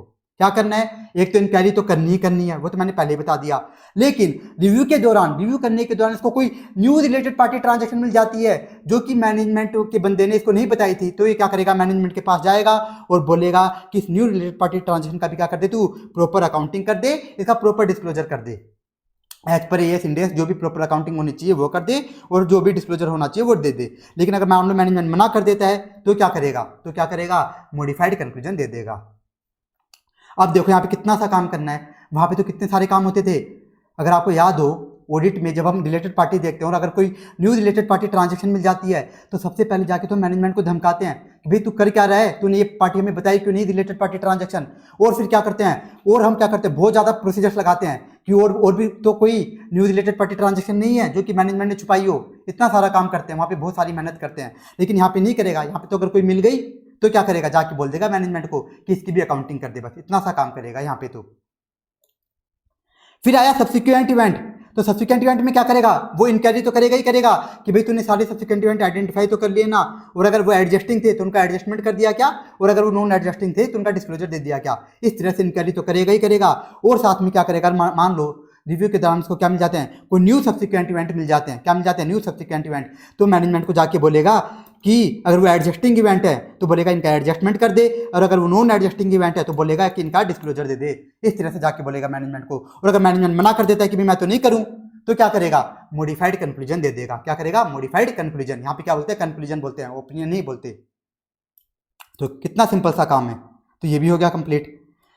अब आओ गोइंग कंसर्न।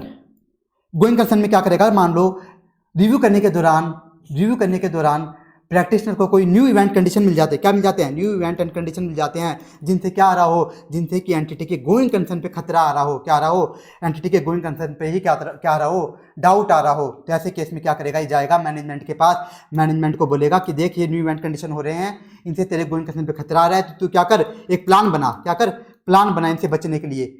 और फिर जैसे मैनेजमेंट प्लान बना देगा तो वो प्रैक्टिशनर क्या करेगा, इस प्लान को देखेगा, इसको इवैल्यूएट करेगा। क्या करेगा, इस प्लान को इवैल्यूएट करेगा कि प्लान कैसा है।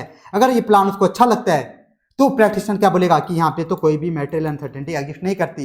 लेकिन उसे क्या लगा कि प्लान तो कैसा है, एकदम बेकार है, प्लान कैसा है, बैड प्लान है, तो क्या करेगा, बोल देगा कि यहाँ पे क्या है, मैटेरियल अनसर्टेनिटी एग्जिस्ट करती है, मैटेरियल अनसर्टेनिटी एग्जिस्ट करती है।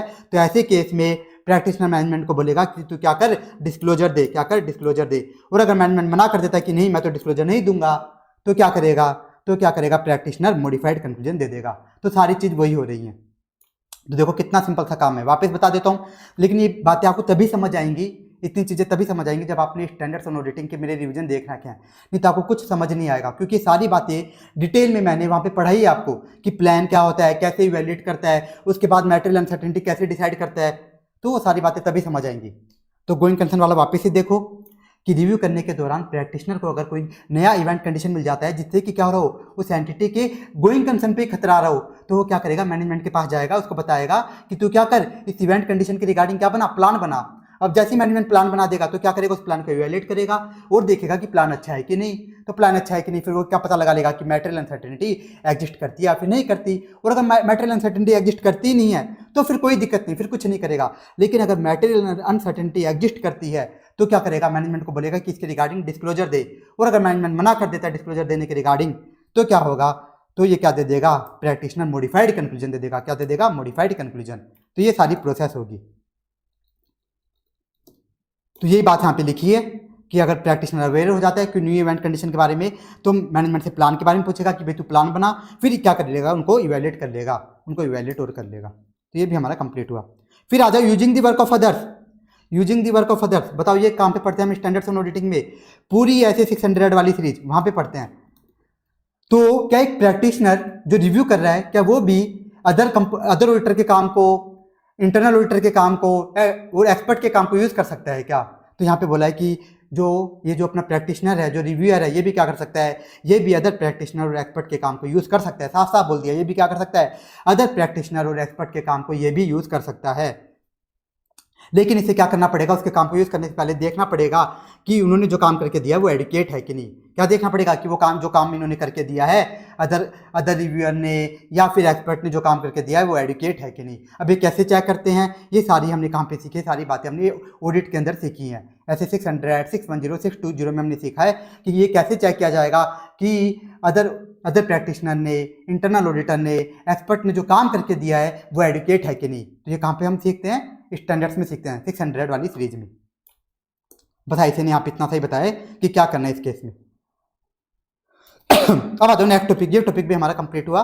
इसमें आपको डाउट आता है स्टूडेंट को कि सर इसमें याद क्या करना है।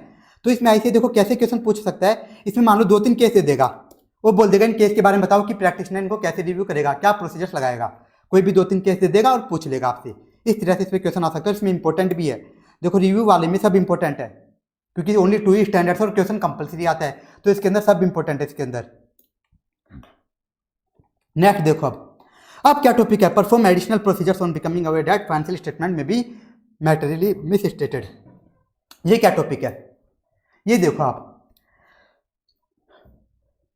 प्रैक्टिशनर को पता चला, रिव्यू करने के दौरान प्रैक्टिशनर को क्या लगा, उसने इंक्वायरी करी, प्रैक्टिशनर ने इंक्वायरी करी, एनालिटिकल प्रोसीजर करी, क्योंकि यही करता है रिव्यू में मेनली। तो उसे पता चला कि पर्टिकुलर आइटम में क्या हो सकती है, बड़ी गलतियां हो सकती है, ये पता चला। अभी ये नहीं है कि गारंटी है, क्या लिखा है, मे बी मैटेरियली मिसस्टेटेड, क्या लिखा है, मे बी, ये गारंटी नहीं हुई कि गारंटी गलतियां हैं। क्या लग रहा है उसे कि फाइनेंशियल स्टेटमेंट के कोई पर्टिकुलर आइटम में क्या हो सकती हैं, बड़ी गलतियां हो सकती हैं, मैटेरियल मिसस्टेटमेंट हो सकती हैं। तो ऐसे केस में वो क्या करेगा, ऐसे केस में वो वहां पे क्या करेगा, एडिशनल प्रोसीजर लगाएगा। क्या लगाएगा, एडिशनल प्रोसीजर लगाएगा। अब बताओ एडिशनल प्रोसीजर कौन कौन से लगाएगा, तो यहाँ पे बताया गया है कि एडिशनल प्रोसीजर कौन कौन से लगाएगा। बताओ कौन कौन से लगाएगा, मैंने क्या बताया था आपको, एडिशनल इंक्वायरी करेगा और एडिशनल एनालिटिकल प्रोसीजर्स लगाएगा। क्या करेगा, ये डिटेल में करेगा। तो क्या करना है, जैसे ही क्या करा, प्रैक्टिशनर ने इंक्वायरी करी, एनालिटिकल प्रोसीजर करी, उसके बाद उसे पता लगा कि एक पर्टिकुलर आइटम में फाइनेंशियल स्टेटमेंट में क्या हो सकती है, बड़ी गलतियां हो सकती हैं, उसे ऐसा लग रहा है। तो वो क्या करेगा, उस पर्टिकुलर आइटम में क्या करेगा, डिटेल में इंक्वायरी करेगा और डिटेल में क्या करेगा, एनालिटिकल प्रोसीजर भी करेगा। क्या करेगा, डिटेल में इंक्वायरी करेगा और डिटेल में एनालिटिकल प्रोसीजर करेगा। लेकिन मान लो डिटेल में इंक्वायरी करने पर, डिटेल में इंक्वायरी करने पर और डिटेल में एनालिटिकल प्रोसीजर करने पर भी उसका एविडेंस नहीं मिल पा रहे, अब क्या करेगा। तो ऐसे केस में अब क्या करेगा, अदर प्रोसीजर्स जो भी होती है ना, कोई भी प्रोसीजर हो, चाहे एक्सटर्नल कंफर्मेशन हो, ऑब्जर्वेशन हो, इंस्पेक्शन, रीपरफॉर्मेंस, रीकैलकुलेशन, कुछ भी कर सकता है। लेकिन वो कब करेगा, डिटेल में सबसे पहले तो इंक्वायरी करेगा, डिटेल में एनालिटिकल प्रोसीजर करेगा। लेकिन इनको डिटेल में करने के बाद भी अगर उसको एविडेंस नहीं मिलते, डिटेल में करने के बाद भी अगर प्रैक्टिशनर को एविडेंस नहीं मिलते, तो वो क्या करेगा, बाकी जो भी प्रोसीजर्स होती है ना, उस आइटम के रिगार्डिंग वो सारी प्रोसीजर्स लगाएगा। ओनली उस आइटम के रिगार्डिंग, ओनली उस आइटम के रिगार्डिंग क्या करेगा, सारी प्रोसीजर्स लगा लेगा जो भी इसको लगानी रहेंगी। तो ये हो गया। तो ये तो बता दिया कि कौन कौन सी एडिशनल प्रोसीजर्स करनी है, कि कौन कौन सी करनी है, इस टॉपिक में तो ये बताया। यहाँ पे क्या बताया है, यहाँ पे बताया कि ये प्रोसीजर्स करनी क्यों है, एडिशनल प्रोसीजर कर रहे हैं, कर क्यों रहा है, ये मेहनत कर क्यों रहा है। मैंने जैसे बताया आपको कि इंक्वायरी और एनालिटिकल प्रोसीजर करने पे अगर प्रैक्टिशनर को लगता है कि इस पर्टिकुलर आइटम में क्या हो सकती हैं, मैटेरियल मिसस्टेटमेंट हो सकती हैं, तो वो क्या करता है, एडिशनल प्रोसीजर्स करता है। लेकिन करता क्यों है, तो क्यों करेगा बताओ, ये पता लगाने के लिए कि वास्तव में भी वहां पे गलतियां हैं कि नहीं। अभी तो इसको लग रहा है कि गलतियां हो सकती है, अभी पता लगाना चाहता है कि वहां पे एक्चुअल में मैटेरियल मिसस्टेटमेंट है कि नहीं। तो यही बात यहाँ पे लिखी है ऐसे नहीं, यही बात ऐसे नहीं यहाँ पे लिखी है। देखो क्या लिखा है कि ऑडिटर एडिशनल प्रोसीजर लगाएगा, क्यों लगाएगा, to enable him to conclude that financial statement is not materially misstated, और या फिर determine that financial statement is materially misstated. ये डिटरमाइन करने के लिए कि जो फाइनेंशियल स्टेटमेंट है वो एक्चुअल में भी, उनमें एक्चुअल में भी गलतियां हैं या फिर नहीं है, कि फाइनेंशियल स्टेटमेंट में एक्चुअल में मैटेरियल मिसस्टेटमेंट है या फिर नहीं। इस कारण से ये क्या करता है, एडिशनल प्रोसीजर। तो ये भी हमारा कंप्लीट हुआ, एकदम इजी टॉपिक। इससे इजी क्या होगा, बस ऐसे ने क्या करा, इसकी लैंग्वेज देखो बढ़ा चढ़ा के लिख दी कि क्यों करनी है एडिशनल प्रोसीजर्स, क्यों करनी है। इस सारे टॉपिक में था ना, क्यों करनी है ये चेक करने के लिए कि वास्तव में भी मैटेरियल मिसस्टेटमेंट है या फिर नहीं, और क्या एडिशनल प्रोसीजर्स करेंगे वो इस टॉपिक में लिखा है। तो ये टॉपिक भी हमारा कंप्लीट हुआ। अब आ जाओ नेक्स्ट टॉपिक, रिटर्न रिप्रेजेंटेशन। एकदम इजी सा है, जो हमने स्टैंडर्ड्स में हम बार बार पढ़ते हैं, हर जगह आ जाता है ये कूद कूद के। तो हम क्या करते हैं, हर स्टैंडर्ड में रिटर्न रिप्रेजेंटेशन लेते हैं। तो वहाँ यहाँ पे भी क्या करेंगे, सारी रिटर्न रिप्रेजेंटेशन ले लेगा, कि मैनेजमेंट को बोलेगा, प्रैक्टिशनर मैनेजमेंट को बोलेगा कि लिख करके दे कि तूने जो फाइनेंशियल स्टेटमेंट है वैज पर एफआरएफ बनाए हैं, तूने मुझे क्या करा है, सारी की सारी इन्फॉर्मेशन दी है और तूने सारी ट्रांजेक्शन रिकॉर्ड करी है, तुझको जितने भी फ्रॉड थे लिख, और बोलेगा प्रैक्टिशनर किसको, मैनेजमेंट को, कि लिख करके दे कि तुझको जितने भी फ्रॉड थे वो सारे के सारे तूने मुझको डिस्क्लोज कर दिए, जितने भी नॉन कंप्लायंस हैं जो तेरे को पता है वो तूने मुझे सारे के सारे डिस्क्लोज कर दिए, जितने भी रिलेटेड पार्टी रिलेशनशिप ट्रांजैक्शन हैं वो सारे के सारे तूने मुझे बता दी, जितने भी सब्सिक्वेंट इवेंट्स हैं जो तेरे को पता थे वो तूने मुझे सारे के सारे बता दिए, और सब्सिक्वेंट इवेंट्स को तूने एडजस्ट भी कर दिया। अगर वो एडजस्टिंग थे तो एडजस्ट कर दिया, उन्होंने एडजस्टिंग थे तो उनको तूने डिस्क्लोज कर दिया। तो ये बात भी लिख करके दे, और बोलेगा मैनेजमेंट को कि लिख करके दे कि तूने गोइंग कंसर्न का असेसमेंट भी कर लिया कि तेरा गोइंग कंसर्न अप्रोप्रिएट है कि नहीं। ये सारी बातें, और ये सारी बातें हम हर स्टैंडर्ड में देखते हैं। ऐसे 240 में फ्रॉड के रिगार्डिंग देखते हैं, 250 में नॉन कंप्लायंस वाला देखते हैं, और 550 में रिलेटेड पार्टी देखते हैं, 560 में सब्सिक्वेंट इवेंट का देखते हैं, 570 में गोइंग कंसर्न का। तो वहाँ पे भी यही क्या करता है, वहाँ पे ऑडिटर क्या करता है, रिटर्न रिप्रेजेंटेशन मांगता है मैनेजमेंट से, और यहाँ पे भी क्या कर रहा है, प्रैक्टिशनर मैनेजमेंट से रिटर्न रिप्रेजेंटेशन मांग रहा है। तो वही काम हो रहा है। अब देखो नेक्स्ट टॉपिक, रिटर्न रिप्रेजेंटेशन का क्या लिखा है, if management doesn't provide the requested written representation. तो ये वाला टॉपिक एकदम एज इट इज सेम है, एज इट इज सेम है, आंसर भी बिल्कुल भी डिफरेंट नहीं है, बिल्कुल भी लैंग्वेज भी एकदम सेम, बिल्कुल भी डिफरेंट नहीं है। कहाँ था ये बताओ, ऐसे 580 में, ऐसे 580 में आप देख लेना, उसका रिवीजन सुन लेना, सेम टू सेम यही टॉपिक है। क्या करेगा, अगर मैनेजमेंट उसको रिटर्न रिप्रेजेंटेशन नहीं देता तो मैनेजमेंट के साथ जाके डिस्कस करेगा, डिस्कस करने पर उसको लगता है कि मैनेजमेंट तो चोर है, तो क्या कर लेगा, जो प्रैक्टिशनर क्या दे देगा, मॉडिफाइड कंक्लूजन दे देगा। क्या कर देगा, मॉडिफाइड कंक्लूजन दे देगा। तो ये टॉपिक भी हमारा कंप्लीट हुआ।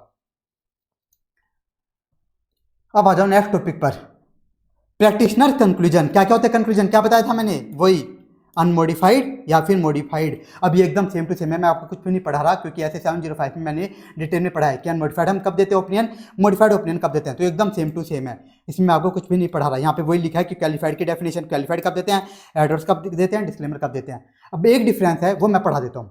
मैंने आपको क्या बताया था, ऑडिट के अंदर तो क्या होती है, जब हम ओपिनियन देते हैं तो पॉजिटिव लैंग्वेज यूज होती है, लेकिन रिव्यू में क्या होती है, नेगेटिव लैंग्वेज। तो वो लैंग्वेज लिखी कैसे जाएगी वो देखो। अगर अनमोडिफाइड कंक्लूजन है तो लैंग्वेज क्या लिखेगा कि nothing has come to his attention. क्या लिखेगा बताओ प्रैक्टिशनर उसमें, वो अपने कंक्लूजन पैरा में क्या लिखेगा कि nothing has come to his attention that financial statement are not prepared as per applicable FRF. मतलब वो ये लिखेगा कि मेरी नज़र में ऐसा कुछ नहीं आया जिससे मुझे लगे कि फाइनेंशियल स्टेटमेंट में कोई गड़बड़ी हो, जिससे मुझे लगे कि financial statement as per AS index नहीं बनाए गए। इस तरह से लिखेगा कि मेरी नज़र में ऐसा कुछ नहीं आया, इस तरह से घुमा के लिखेगा। अब आईसीएस से क्वेश्चन भी पूछ सकता है, ड्राफ्टिंग ऑफ ओपिनियन रिव्यू से भी पूछ सकता है, तो ये ध्यान रखना, ये लाइन चेंज हो जाएगी, बस जो पहली लाइन होती है ना वो चेंज हो जाएगी। तो ये तो यहाँ पे तो किसकी लैंग्वेज है, तो अनमोडिफाइड कंक्लूजन की। आप बोलोगे सर क्वालिफाइड कंक्लूजन हुआ तो उसकी लैंग्वेज क्या होगी, तो उसकी लैंग्वेज देखो मैंने यहाँ पे नहीं दी, ये तो क्या लिखी हुई है, इनकी डेफिनेशन लिखी हुई है कि कब दिया जाएगा, क्वालिफाइड कब दिया जाएगा, एडवर्स कब दिया जाएगा, उनका वो लिखा हुआ है डेफिनेशन। तो इनकी लैंग्वेज कैसे लिखेंगे, तो इसमें आपको कुछ नहीं करना, आपको क्या करना है, अपना रिपोर्टिंग चैप्टर देखना है, उसमें जो मैंने ड्राफ्टिंग बताई है ना, सेम वैसे ही ड्राफ्टिंग करनी है। बस क्या करना है, पहली लाइन चेंज कर देनी है, ये वाली लगा देनी है। जो लाइन लिखी रहती है कि in our opinion and the to the best of our information, ये जो लाइन लिखी रहती है इसको चेंज कर देना है, बस इसको चेंज कर देना है, और बाकी सेम लैंग्वेज रहेगी, बाकी लैंग्वेज एकदम सेम रहेगी, ये ध्यान रखना। तो इस पर ऐसे ही क्वेश्चन पूछ सकता है। तो ये भी हमारा कंप्लीट हुआ। अब आ गया रिपोर्ट। तो रिपोर्ट हम कहाँ देखते हैं बताओ, ऑडिटर की रिपोर्ट कहाँ देखते हैं, ऐसे 700 में। तो यहाँ पे भी कुछ एलिमेंट्स तो एकदम सेम ही है, तो इसके कुछ एलिमेंट देखने जा रहे हैं प्रैक्टिशनर रिपोर्ट के। देखो वही सेम है, टाइटल एड्रेस ही, पहले वो बता देता हूँ जो सेम है, टाइटल एड्रेस ही, मैनेजमेंट की रेस्पॉन्सिबिलिटी वहाँ पे भी आता है, वहाँ पे आता है ऑडिटर की रेस्पॉन्सिबिलिटी। यहाँ पे क्या यूज़ करते हैं हम, ऑडिटर वर्ड यूज़ नहीं करते, क्या लिखेंगे, प्रैक्टिशनर रेस्पॉन्सिबिलिटी। फिर देखो कंक्लूजन पैरा, वहाँ पे क्या आता है, ओपिनियन पैरा। फिर वहाँ पे क्या आता है, बेसिस ऑफ ओपिनियन पैरा, तो यहाँ पे क्या क्या, बेसिस फॉर कंक्लूजन पैरा। फिर वहाँ पे क्या होता है, यूएम और ओम पैरा होते हैं, लेकिन वो कंपलसरी नहीं होते, तो ये भी क्या लिख दिया, EOM OM para if any. फिर practitioner signature, place of signature, date of report, सारे के सारे सेम है। अब दो डिफरेंट है वो देखो, एक है क्या, इंट्रोडक्टरी पैरा।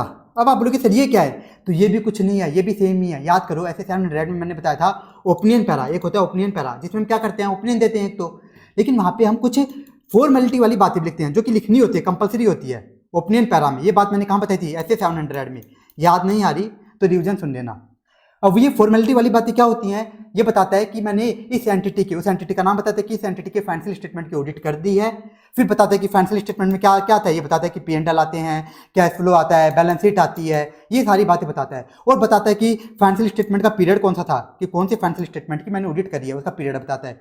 तो ऐसे ही क्या करेगा, यहाँ पे भी क्या करेगा, यहाँ पे भी जो प्रैक्टिशनर है ये सारी फॉर्मेलिटी वाली बातें बताएगा। कहाँ पर, इंट्रोडक्टिव पैरा में बताएगा कि मैंने इस फलाना एंटिटी एक्स लिमिटेड की क्या कर दिए, फाइनेंशियल स्टेटमेंट, जो फाइनेंशियल इन्फॉर्मेशन है इनका रिव्यू कर दिया है, फाइनेंशियल इन्फॉर्मेशन में P&L आ रहा है, बैलेंस शीट आ रही है, ये सारी बात बताएगा। फिर इसका पीरियड बताएगा कि कौन से पीरियड के फाइनेंशियल इन्फॉर्मेशन है, ये सारी बात बताएगा। तो इतनी सिंपल सा लिखा हुआ ये पॉइंट। फिर आ जाओ एक और नया पॉइंट है वो देख लेते हैं, ये वाला डिस्क्रिप्शन, ये आपको याद भी करना है, ये वाला इंपॉर्टेंट है डिस्क्रिप्शन। डिस्क्रिप्शन ऑफ रिव्यू, अपने रिव्यू के बारे में बताएगा। क्या करेगा प्रैक्टिशनर, अपनी रिव्यू रिपोर्ट में अपने किसके बारे में बताएगा, रिव्यू के बारे में। एकदम सिंपल बातें लिखी हैं। बताओ रिव्यू क्या होता है, लिमिटेड एश्योरेंस एंगेजमेंट। तो क्या करेगा, यूजर्स को बताएगा कि रिव्यू क्या है, लिमिटेड एश्योरेंस। फिर बताएगा कि रिव्यू में मैं क्या करता हूँ, मेनली इंक्वायरी और एनालिटिकल प्रोसीजर ही करता हूँ, ये बता देगा कि मेनली क्या करता हूँ, इंक्वायरी एनालिटिकल प्रोसीजर। और लास्ट में क्या बता देगा कि जो मैं प्रोसीजर्स करता हूँ रिव्यू के अंदर, जो मैं मेहनत करता हूँ, प्रोसीजर्स करता हूँ, वो क्या करता हूँ, substantially less than performed in audit, कि ऑडिट से कम मेहनत करता हूँ भाई, ऑडिट से कम मेहनत करता हूँ। ये सारी बातें भी बता देगा। तो ये हमारी रिपोर्ट भी कंप्लीट हुई। इसमें एक बात और ध्यान देने वाली है, रिपोर्ट के अंदर देखो सारे पॉइंट सेम है, मैंने 2 पॉइंट अलग बताए, जिसमें भी इंपॉर्टेंट कौन सा है, डिस्क्रिप्शन ऑफ रिव्यू वाला। एक बात और इंपॉर्टेंट है कि रिव्यू रिपोर्ट में कभी भी गोइंग कंसर्न पैरा, जिसको अपन मुर्ग पैरा भी बोलते हैं, मुर्ग पैरा मतलब material uncertainty relating to going concern, ये वाला पैरा, और की ऑडिट मैटर पैरा कभी भी नहीं आएंगे। कौन कौन सा, की ऑडिट मैटर पैरा और गोइंग कंसर्न पैरा कभी भी नहीं आएंगे, ये ध्यान रखना। अब लास्ट टॉपिक आ गया डॉक्यूमेंटेशन, मतलब वर्किंग पेपर में क्या क्या डालेगा। बताओ 230 में देखते हैं क्या क्या डालते हैं हम वर्किंग पेपर में।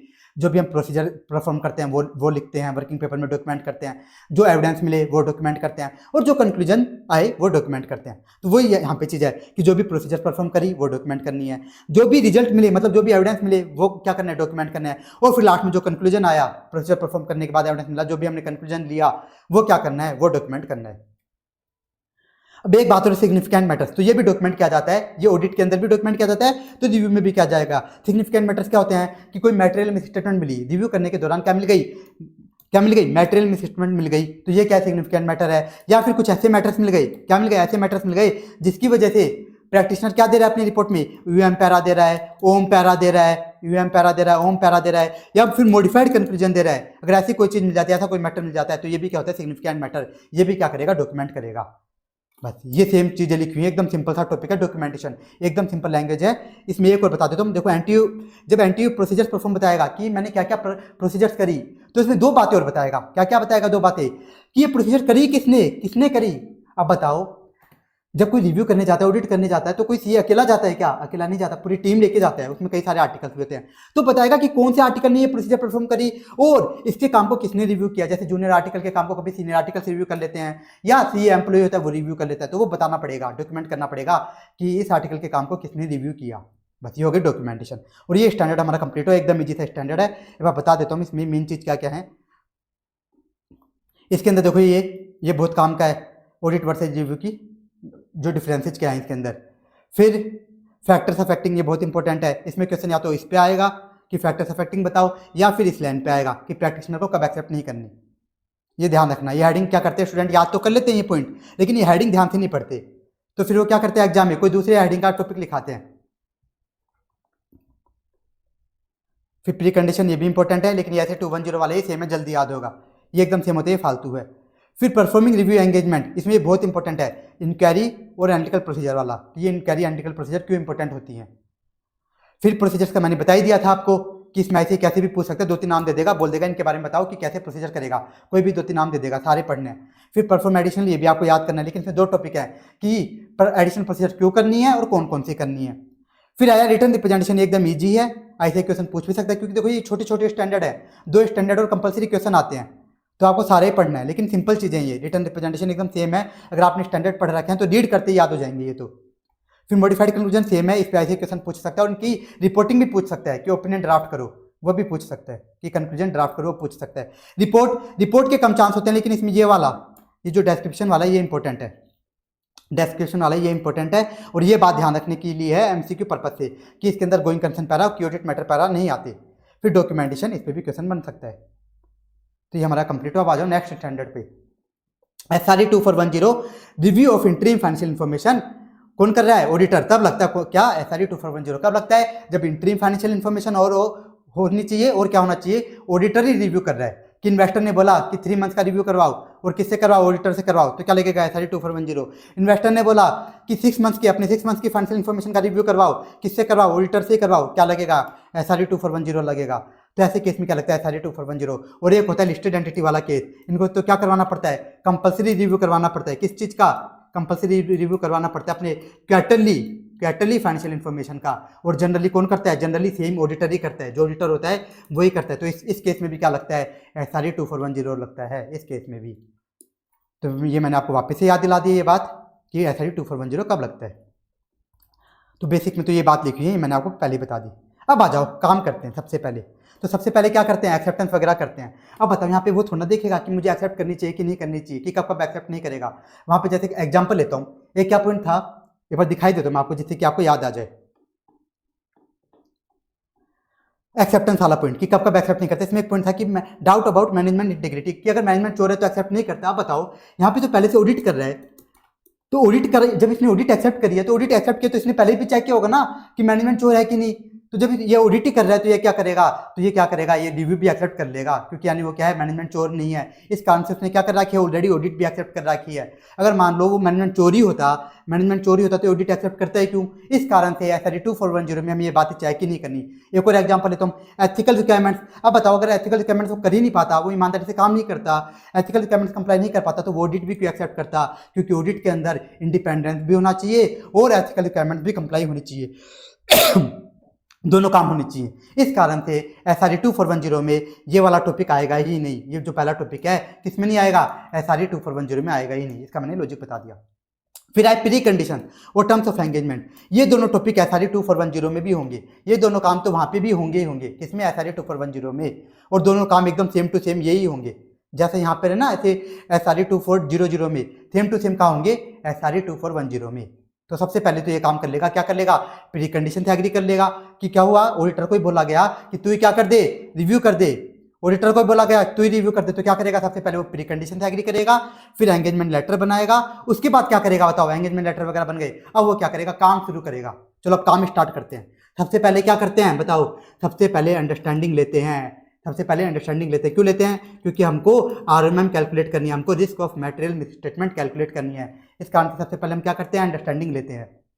लेकिन यहाँ पे क्या होगा, यहाँ पे देखो क्या होगा, update the understanding of entity. यहाँ पे हम अंडरस्टैंडिंग ऑब्टेन नहीं करेंगे, क्या करेंगे, अपडेट करेंगे। SRE 2410 में हम अंडरस्टैंडिंग को ऑब्टेन नहीं करेंगे, क्या करेंगे, अपडेट करेंगे। ऐसा क्यों, एक एग्जांपल लेता हूं कि मान लो CA राम है, ये क्या है, एक्स लिमिटेड का ऑडिटर है। एक्स लिमिटेड ने बोला कि तू क्या कर दे, मेरा रिव्यू भी कर दे। CA राम क्या करता है, एक्स लिमिटेड की ऑलरेडी ऑडिट करता है। एक्स लिमिटेड ने बोला कि तू मेरे क्वार्टर 2 का मतलब रिव्यू भी कर दे, तो इसने क्वार्टर 1 का मान लो रिव्यू कर रखा है ऑलरेडी। अब क्या चल रहा है, मान लो क्वार्टर 2 चल रहा है, करंटली क्या चल रहा है, अभी क्वार्टर 2 चल रहा है। तो ये क्या कर रहा है, CA राम क्वार्टर 2 का भी रिव्यू कर रहा है।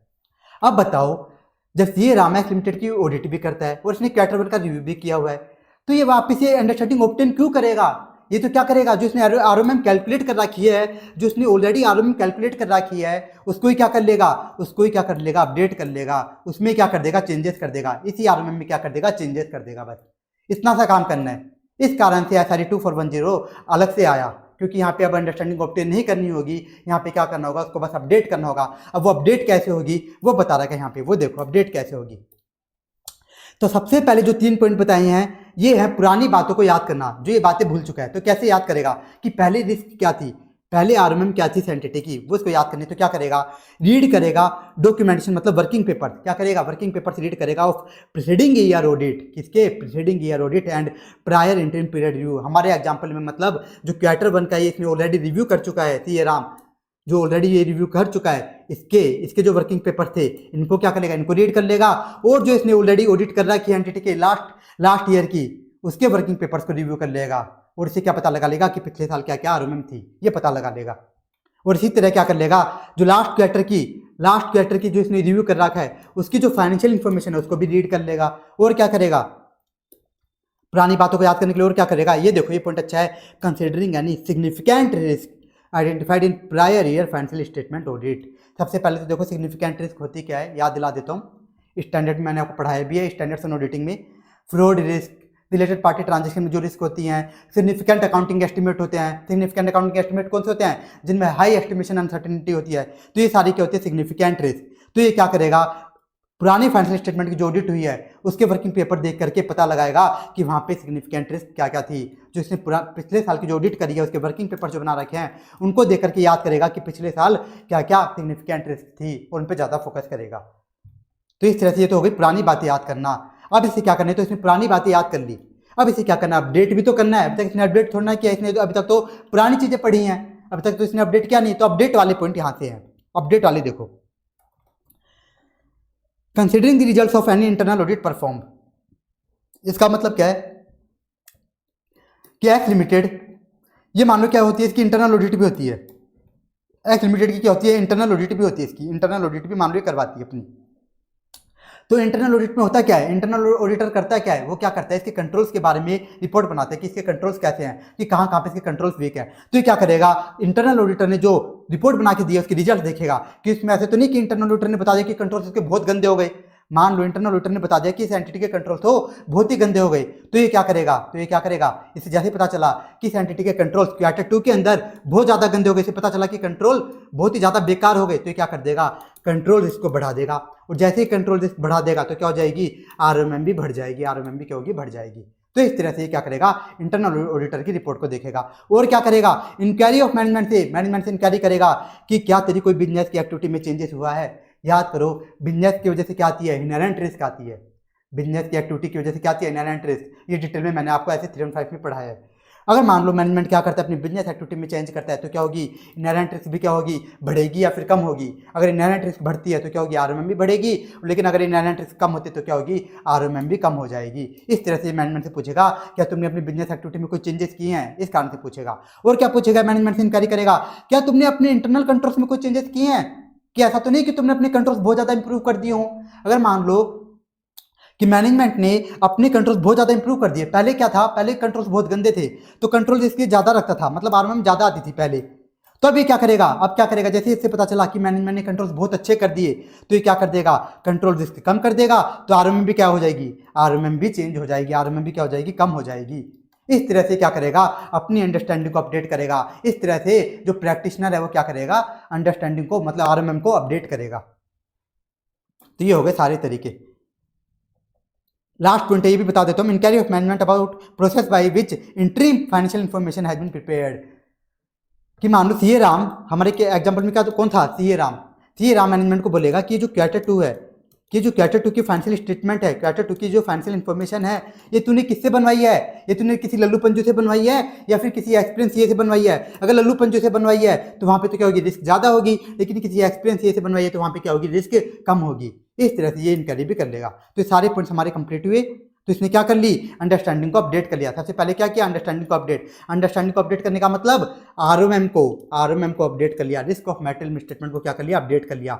अब बताओ, जैसे ही ROMM कैलकुलेट कर ली, इसको अपडेट कर लिया, अब क्या करेगा, मैटेरियलिटी कैलकुलेट करेगा। तो यही पॉइंट देखो यहाँ पे लिखा हुआ है मैटेरियलिटी वाला, ये पॉइंट यहाँ पे आएगा, इसको आप लास्ट में कर लेना। ये क्या है, कंसिडरिंग मैटेरियलिटी, क्या करेगा, मैटेरियलिटी कैलकुलेट करेगा। अब जैसे ही इसने ROMM निकाल ली, मैटेरियलिटी निकालिए, बताओ क्या करेगा, वही काम प्रोसीजर्स लगाएगा। तो प्रोसीजर्स बताओ क्या लगाएगा, क्या सारी प्रोसीजर्स करेगा, इंक्वायरी, ऑब्जर्वेशन, एक्सटर्नल कंफर्मेशन, री परफॉर्मेंस, सारी नहीं करेगा। ये भी क्या है, रिव्यू तो पढ़ रहे हैं हम, क्या पढ़ रहे हैं, रिव्यू तो पढ़ रहे हैं। बस यहाँ पे किसका रिव्यू पढ़ रहे हैं, इंटरिम फाइनेंशियल इन्फॉर्मेशन का, वो भी कौन कर रहा है, ऑडिटर ही कर रहा है, वो पढ़ रहे हैं, रिव्यू तो है। तो इसमें भी क्या करेगा, सिर्फ दो ही काम करेगा मेनली, क्या क्या, इंक्वायरी और एनालिटिकल प्रोसीजर, यही दो काम करेगा। तो बस ये यहाँ पे भी ये लिखा हुआ है, इंक्वायरी एंड एनालिटिकल प्रोसीजर, क्या करेगा, इंक्वायरी एंड एनालिटिकल प्रोसीजर। तो आ जाओ पहला टॉपिक, इंक्वायरी। सबसे पहले क्या करेगा, मैनेजमेंट से इंक्वायरी करेगा। अब यहाँ पे ICA ने क्या करा, SRE 2410 में ये भी लिख दिया कि इंक्वायरी क्या क्या करेगा। अब इंक्वायरी तो हजारों हो सकती है, लेकिन यहाँ पे ICA ने कुछ एग्जाम्पल्स दे दिए कि क्या क्या इंक्वायरी करेगा। अब मैं आपको एक बात बताना चाहता हूँ कि अगर ये same to same question ICA SRE 2400 में पूछ लेता है, अगर ICA same to same question ये वाला कि क्या क्या इंक्वायरी करेगा मैनेजमेंट से 2400 में 2400 वाले में पूछ लेता है, तो आपको सेम ही आंसर देना है। उसमें भी क्या करना है, ये वाला ही आंसर आपको छाप के आना है, सेम टू सेम, ये ध्यान रखना, बस ये बात आप ध्यान रखना। तो अब क्या क्या इंक्वायरी करेगा देख लेते हैं, एकदम फालतू चीजें इंक्वायरी में। तो क्या क्या इंक्वायरी करेगा, पूछेगा भाई ये तूने जो क्वार्टर 2 की फाइनेंशियल इन्फॉर्मेशन बनाई है, ये एज पर FRF तो बनाई है ना, एज पर AS इंडिया जो भी तेरे पे एप्लीकेबल हो रहे हैं, ये इंक्वायरी कर लेगा। और क्या करेगा, देखो ये वाला पॉइंट अच्छा, whether there have been any changes in accounting policy. इसका एग्जांपल लेके समझाता हूँ, whether there has been changes in accounting policy. मान लो प्रैक्टिशनर जाएगा किसके पास, प्रैक्टिशनर जो ऑडिटर, यहाँ पे इसको ऑडिटर भी बोल दिया जाता है, SRE 2410 में इसको ऑडिटर भी बोल दिया जाता है। क्यों, क्योंकि ऑडिटर ही क्या कर रहा है, रिव्यू कर रहा है, तो यहाँ पे ऑडिटर भी बोल दिया जाता है। तो प्रैक्टिशनर जाएगा किसके पास, मैनेजमेंट के पास, और मैनेजमेंट से पूछेगा क्या तुमने अपनी अकाउंटिंग जो पॉलिसीज होती हैं उनमें कोई चेंज किए हैं क्या। अगर तुम्हारी जो अकाउंटिंग पॉलिसीज होती हैं तो इस क्वार्टर के अंदर तुमने कोई इसमें चेंजेस किया है क्या, और अगर चेंजेस किया है, और अगर तुमने उसमें चेंजेस किया है तो क्या तुमने एज पर FRF मतलब एज पर AS इंडिया जो भी तुम पे एप्लीकेबल हैं उसके अकॉर्डिंग उसकी अकाउंटिंग और डिस्क्लोजर दे दिया है क्या, उसके अकॉर्डिंग उसकी अकाउंटिंग और डिस्क्लोजर तुमने किया है कि नहीं, ये सारी इंक्वायरी करेगा। तो ये सारी बातें यहाँ पे होगी। ICN इसको डिटेल में लिखा नहीं है, मैंने बता दिया कि अगर मान लो क्या करेगा, प्रैक्टिशनर जाएगा मैनेजमेंट के पास, उससे पूछेगा कि इस क्वार्टर के दौरान क्या तुमने कोई चेंजेस किए हैं क्या अपनी पॉलिसी में, अकाउंटिंग पॉलिसी में, और अगर तुमने चेंजेस किए हैं तो क्या तुमने एज पर AS या फिर इंडियस जो भी एप्लीकेबल है उसके अकॉर्डिंग अकाउंटिंग या फिर डिस्क्लोजर कर दिए क्या, ये पूछेगा, ये इंक्वायरी करेगा। और क्या करेगा कि वेदर नॉन अनकरेक्टेड स्टेटमेंट, क्या करेगा, मैनेजमेंट से इंक्वायरी करेगा कि भाई तेरे को पता है कि जो क्वार्टर 2 की जो फाइनेंशियल इन्फॉर्मेशन है इसमें कुछ मैटेरियल स्टेटमेंट है, क्या तेरे को कोई गलतियां पता है। मैनेजमेंट से जाके इंक्वायरी करेगा कि मैनेजमेंट क्या तेरे को कुछ गलतियां पता है कि जो क्वार्टर 2 की जो फाइनेंशियल इन्फॉर्मेशन है इसमें कुछ बड़ी गलतियां हों। अगर तेरे को पता है कि इसके अंदर बड़ी गलतियां हैं तो तू इसको क्या कर दे, सही कर दे, ये बोलेगा उसको।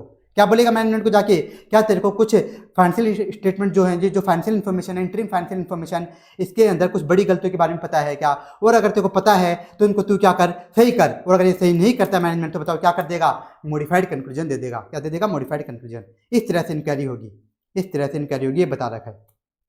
फिर नेक्स्ट सेम आगे मैंने आपको पहले बता दिया था कि क्या करेगा, पूछ लेगा कि क्या तेरे को कोई फ्रॉड और नॉन कंप्लायंस के बारे में पता है क्या, और अगर पता है तो इनका क्या दे, डिस्क्लोजर दे, नहीं देता तो क्या दे देगा, मॉडिफाइड कंक्लूजन। इसी तरह से पूछेगा क्या चेंजेस इन कमिटमेंट, पूछेगा changes in significant changes contingent liability, पूछेगा कि ऐसा तो नहीं कि क्वार्टर 2 के दौरान कंटिजेंट लायबिलिटी में चेंज हो गया हो, कि पहले मान लो कोई कंटिजेंट लायबिलिटी थी 20 लाख की थी क्वार्टर 1 के दौरान, ऐसा तो नहीं कि क्वार्टर 2 के दौरान 50 लाख की हो गई, तो पूछेगा ऐसा हुआ है तो इसका क्या कर, तू डिस्क्लोजर दे, सही से डिस्क्लोजर क्या कर, इसका सही दे इसका, अगर इसमें चेंजेस हुए हैं तो। और क्या इंक्वायरी करेगा, सिग्निफिकेंट एजम्पशन के रिगार्डिंग इंक्वायरी करेगा। ये क्या होती है यहाँ पे, मतलब इसका मतलब है अकाउंटिंग एस्टिमेट के रिगार्डिंग। ये क्या बोलना चाह रहा है, अकाउंटिंग एस्टिमेट के रिगार्डिंग इंक्वायरी करेगा।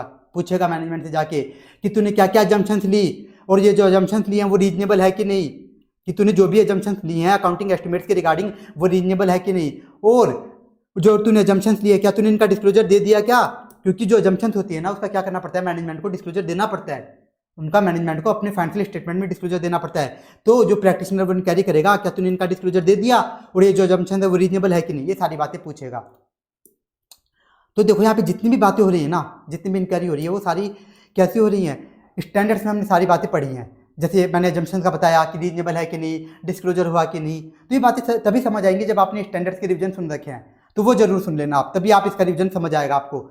स्टैंडर्ड के रिविजन सुने बिना आपको SRD का रिविजन नहीं सुनना, नहीं तो आपको बिल्कुल कुछ भी समझ नहीं आएगा। तो ये हमने सिग्निफिकेंट एजम्पशन देख लिया। और क्या करेगा मैनेजमेंट इंक्वायरी करेगा कि रिलेटेड पार्टी ट्रांजैक्शन के रिगार्डिंग, कि तुम्हारी रिलेटेड पार्टी कौन कौन सी हैं, उनके साथ तुमने क्या ट्रांजैक्शंस की हैं, और क्या तुमने उनकी प्रॉपर्ली अकाउंटिंग कर दी, क्या उनका प्रॉपर डिस्क्लोजर दे दिया क्या, ये सारी क्या करेगा, इंक्वायरी करेगा। वही बातें लिखी हैं यहाँ पे, लिखे सब्सिक्वेंट इवेंट के रिगार्डिंग, यहाँ पे लिखे गोइंग कंसर्न के रिगार्डिंग, तो सेम बातें हैं। तो बस इसमें से आप 5 या 6 पॉइंट याद कर लेना कि क्या क्या इंक्वायरी करता है, कोई भी 5-6 पॉइंट याद कर लेना, रीड सारे करने हैं। तो क्या हो गई, इंक्वायरी हो गई। अब बताओ इंक्वायरी करता है और क्या करता है, मेन रिव्यू के अंदर एक तो इंक्वायरी करता है और क्या करता है, एनालिटिकल प्रोसीजर्स करता है। और क्या करता है, एनालिटिकल प्रोसीजर, तो वही करेगा, क्या करेगा, एनालिटिकल प्रोसीजर्स करेगा। और देखो और सेम पॉइंट लिखा है, बस लैंग्वेज चेंज कर दी, जो SRE 2400 में हमने देखे थे वही लिखा है। Communicating with other auditor who are performing review, क्या करेगा, कम्युनिकेटिंग विद अदर प्रैक्टिशनर, जो अदर रिव्यूअर है उसके साथ कम्युनिकेट करेगा। वहाँ पे हमने क्या देखा था 2400 में कि एक प्रैक्टिशनर चाहे तो क्या कर सकता है, अदर रिव्यूअर के काम को, अदर प्रैक्टिशनर के काम को भी यूज कर सकता है। तो वही बात लिख दी, बस लैंग्वेज घुमा दी। फिर क्या लिखा है, रीड करेगा इंटरिम फाइनेंशियल इन्फॉर्मेशन, ये देखने के लिए कि वो एज पर एप्लीकेबल FRF तो है ना, इनमें कोई मैटेरियल मिसस्टेटमेंट तो नहीं है, कि जो इंटरिम फाइनेंशियल इन्फॉर्मेशन है इनके अंदर कोई बड़ी गलतियां तो नहीं है। इस कारण से क्या करेगा, इनको रीड करेगा। तो यही बात तो हमने वहाँ पे भी देखी थी कि वहाँ पे इंक्वायरी एनालिटिकल प्रोसीजर क्यों करता है, ये देखने के लिए कि इंटरिम फाइनेंशियल इन्फॉर्मेशन में, फाइनेंशियल स्टेटमेंट में कोई बड़ी गलतियां तो नहीं है। तो वही बात यहाँ पे लिखी है, बस यहाँ पे लैंग्वेज चेंज कर दी। जो बात हमने ऐसे SRE 2400 में देखी थी वही बात यहाँ पे भी लिखी है कि ये भी क्या करेगा कि उनमें कोई बड़ी गलतियां तो नहीं है, तो नॉर्मल वही चीज़ देख रहा है, बस लैंग्वेज चेंज कर दी यहाँ पे ICAI ने। फिर देखो ये वाला अच्छा पॉइंट है, ये वाला पॉइंट अच्छा है, considering the effect of matters giving rise to modification at the time of previous audit और रिव्यू। इसमें बताओ सेम ही बंदा क्या करता है, जो ऑडिटर है वही क्या करता है, रिव्यू करता है। तो ये देखेगा प्रैक्टिशनर है जो ऑडिटर है वो देखेगा कि लास्ट टाइम जो मैंने ऑडिट करी थी उसमें क्या था, किसी एक मैटर की वजह से मैंने क्या दिया था, मॉडिफाइड ओपिनियन दिया था। किसमें, ऑडिट में मॉडिफाइड ओपिनियन दिया था। तो अभी जो रिव्यू कर रहा है, अभी क्या कर रहा है, क्वार्टर 2 का रिव्यू भी कर रहा है, अपने एग्जाम्पल में अपने क्या लिया है, क्वार्टर 2 का। तो क्वार्टर 2 का रिव्यू भी करा तो ये देखेगा कि जिस मैटर की वजह से मैंने लास्ट ईयर के ऑडिट में क्या दिया था, मॉडिफाइड ओपिनियन दिया था, क्या उस मैटर की वजह से क्या मुझे क्वार्टर 2 में भी, क्वार्टर 2 की रिव्यू रिपोर्ट में भी मॉडिफाइड कंक्लूजन देना चाहिए कि नहीं देना चाहिए, ये लिखेगा, देखेगा ये क्या जिस मैटर की वजह से मैंने मॉडिफाइड ओपिनियन दिया था उस मैटर की वजह से क्या मुझे अपनी रिव्यू रिपोर्ट के अंदर भी मॉडिफाइड कंक्लूजन देना चाहिए या फिर नहीं देना चाहिए, मतलब उस मैटर में क्या अभी भी गलतियां हैं क्या, ये चेक कर लेगा, उस मैटर को डिटेल में चेक करेगा। बस इतना सा काम एक्स्ट्रा करना है। और एक बात तो लिखी है, ये तो नॉर्मल पॉइंट है, ये वाला पॉइंट तो SRE 2400 में भी होना चाहिए, लेकिन ऐसे नहीं यहाँ पे लिखा है। क्या लिखा है?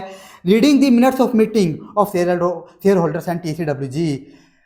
क्या होती है? मीटिंग्स होती रहती हैं, जो है कंपनियां वगैरह होती हैं, वहाँ पे क्या होती है? मीटिंग्स होती है, बोर्ड मीटिंग्स वगैरह।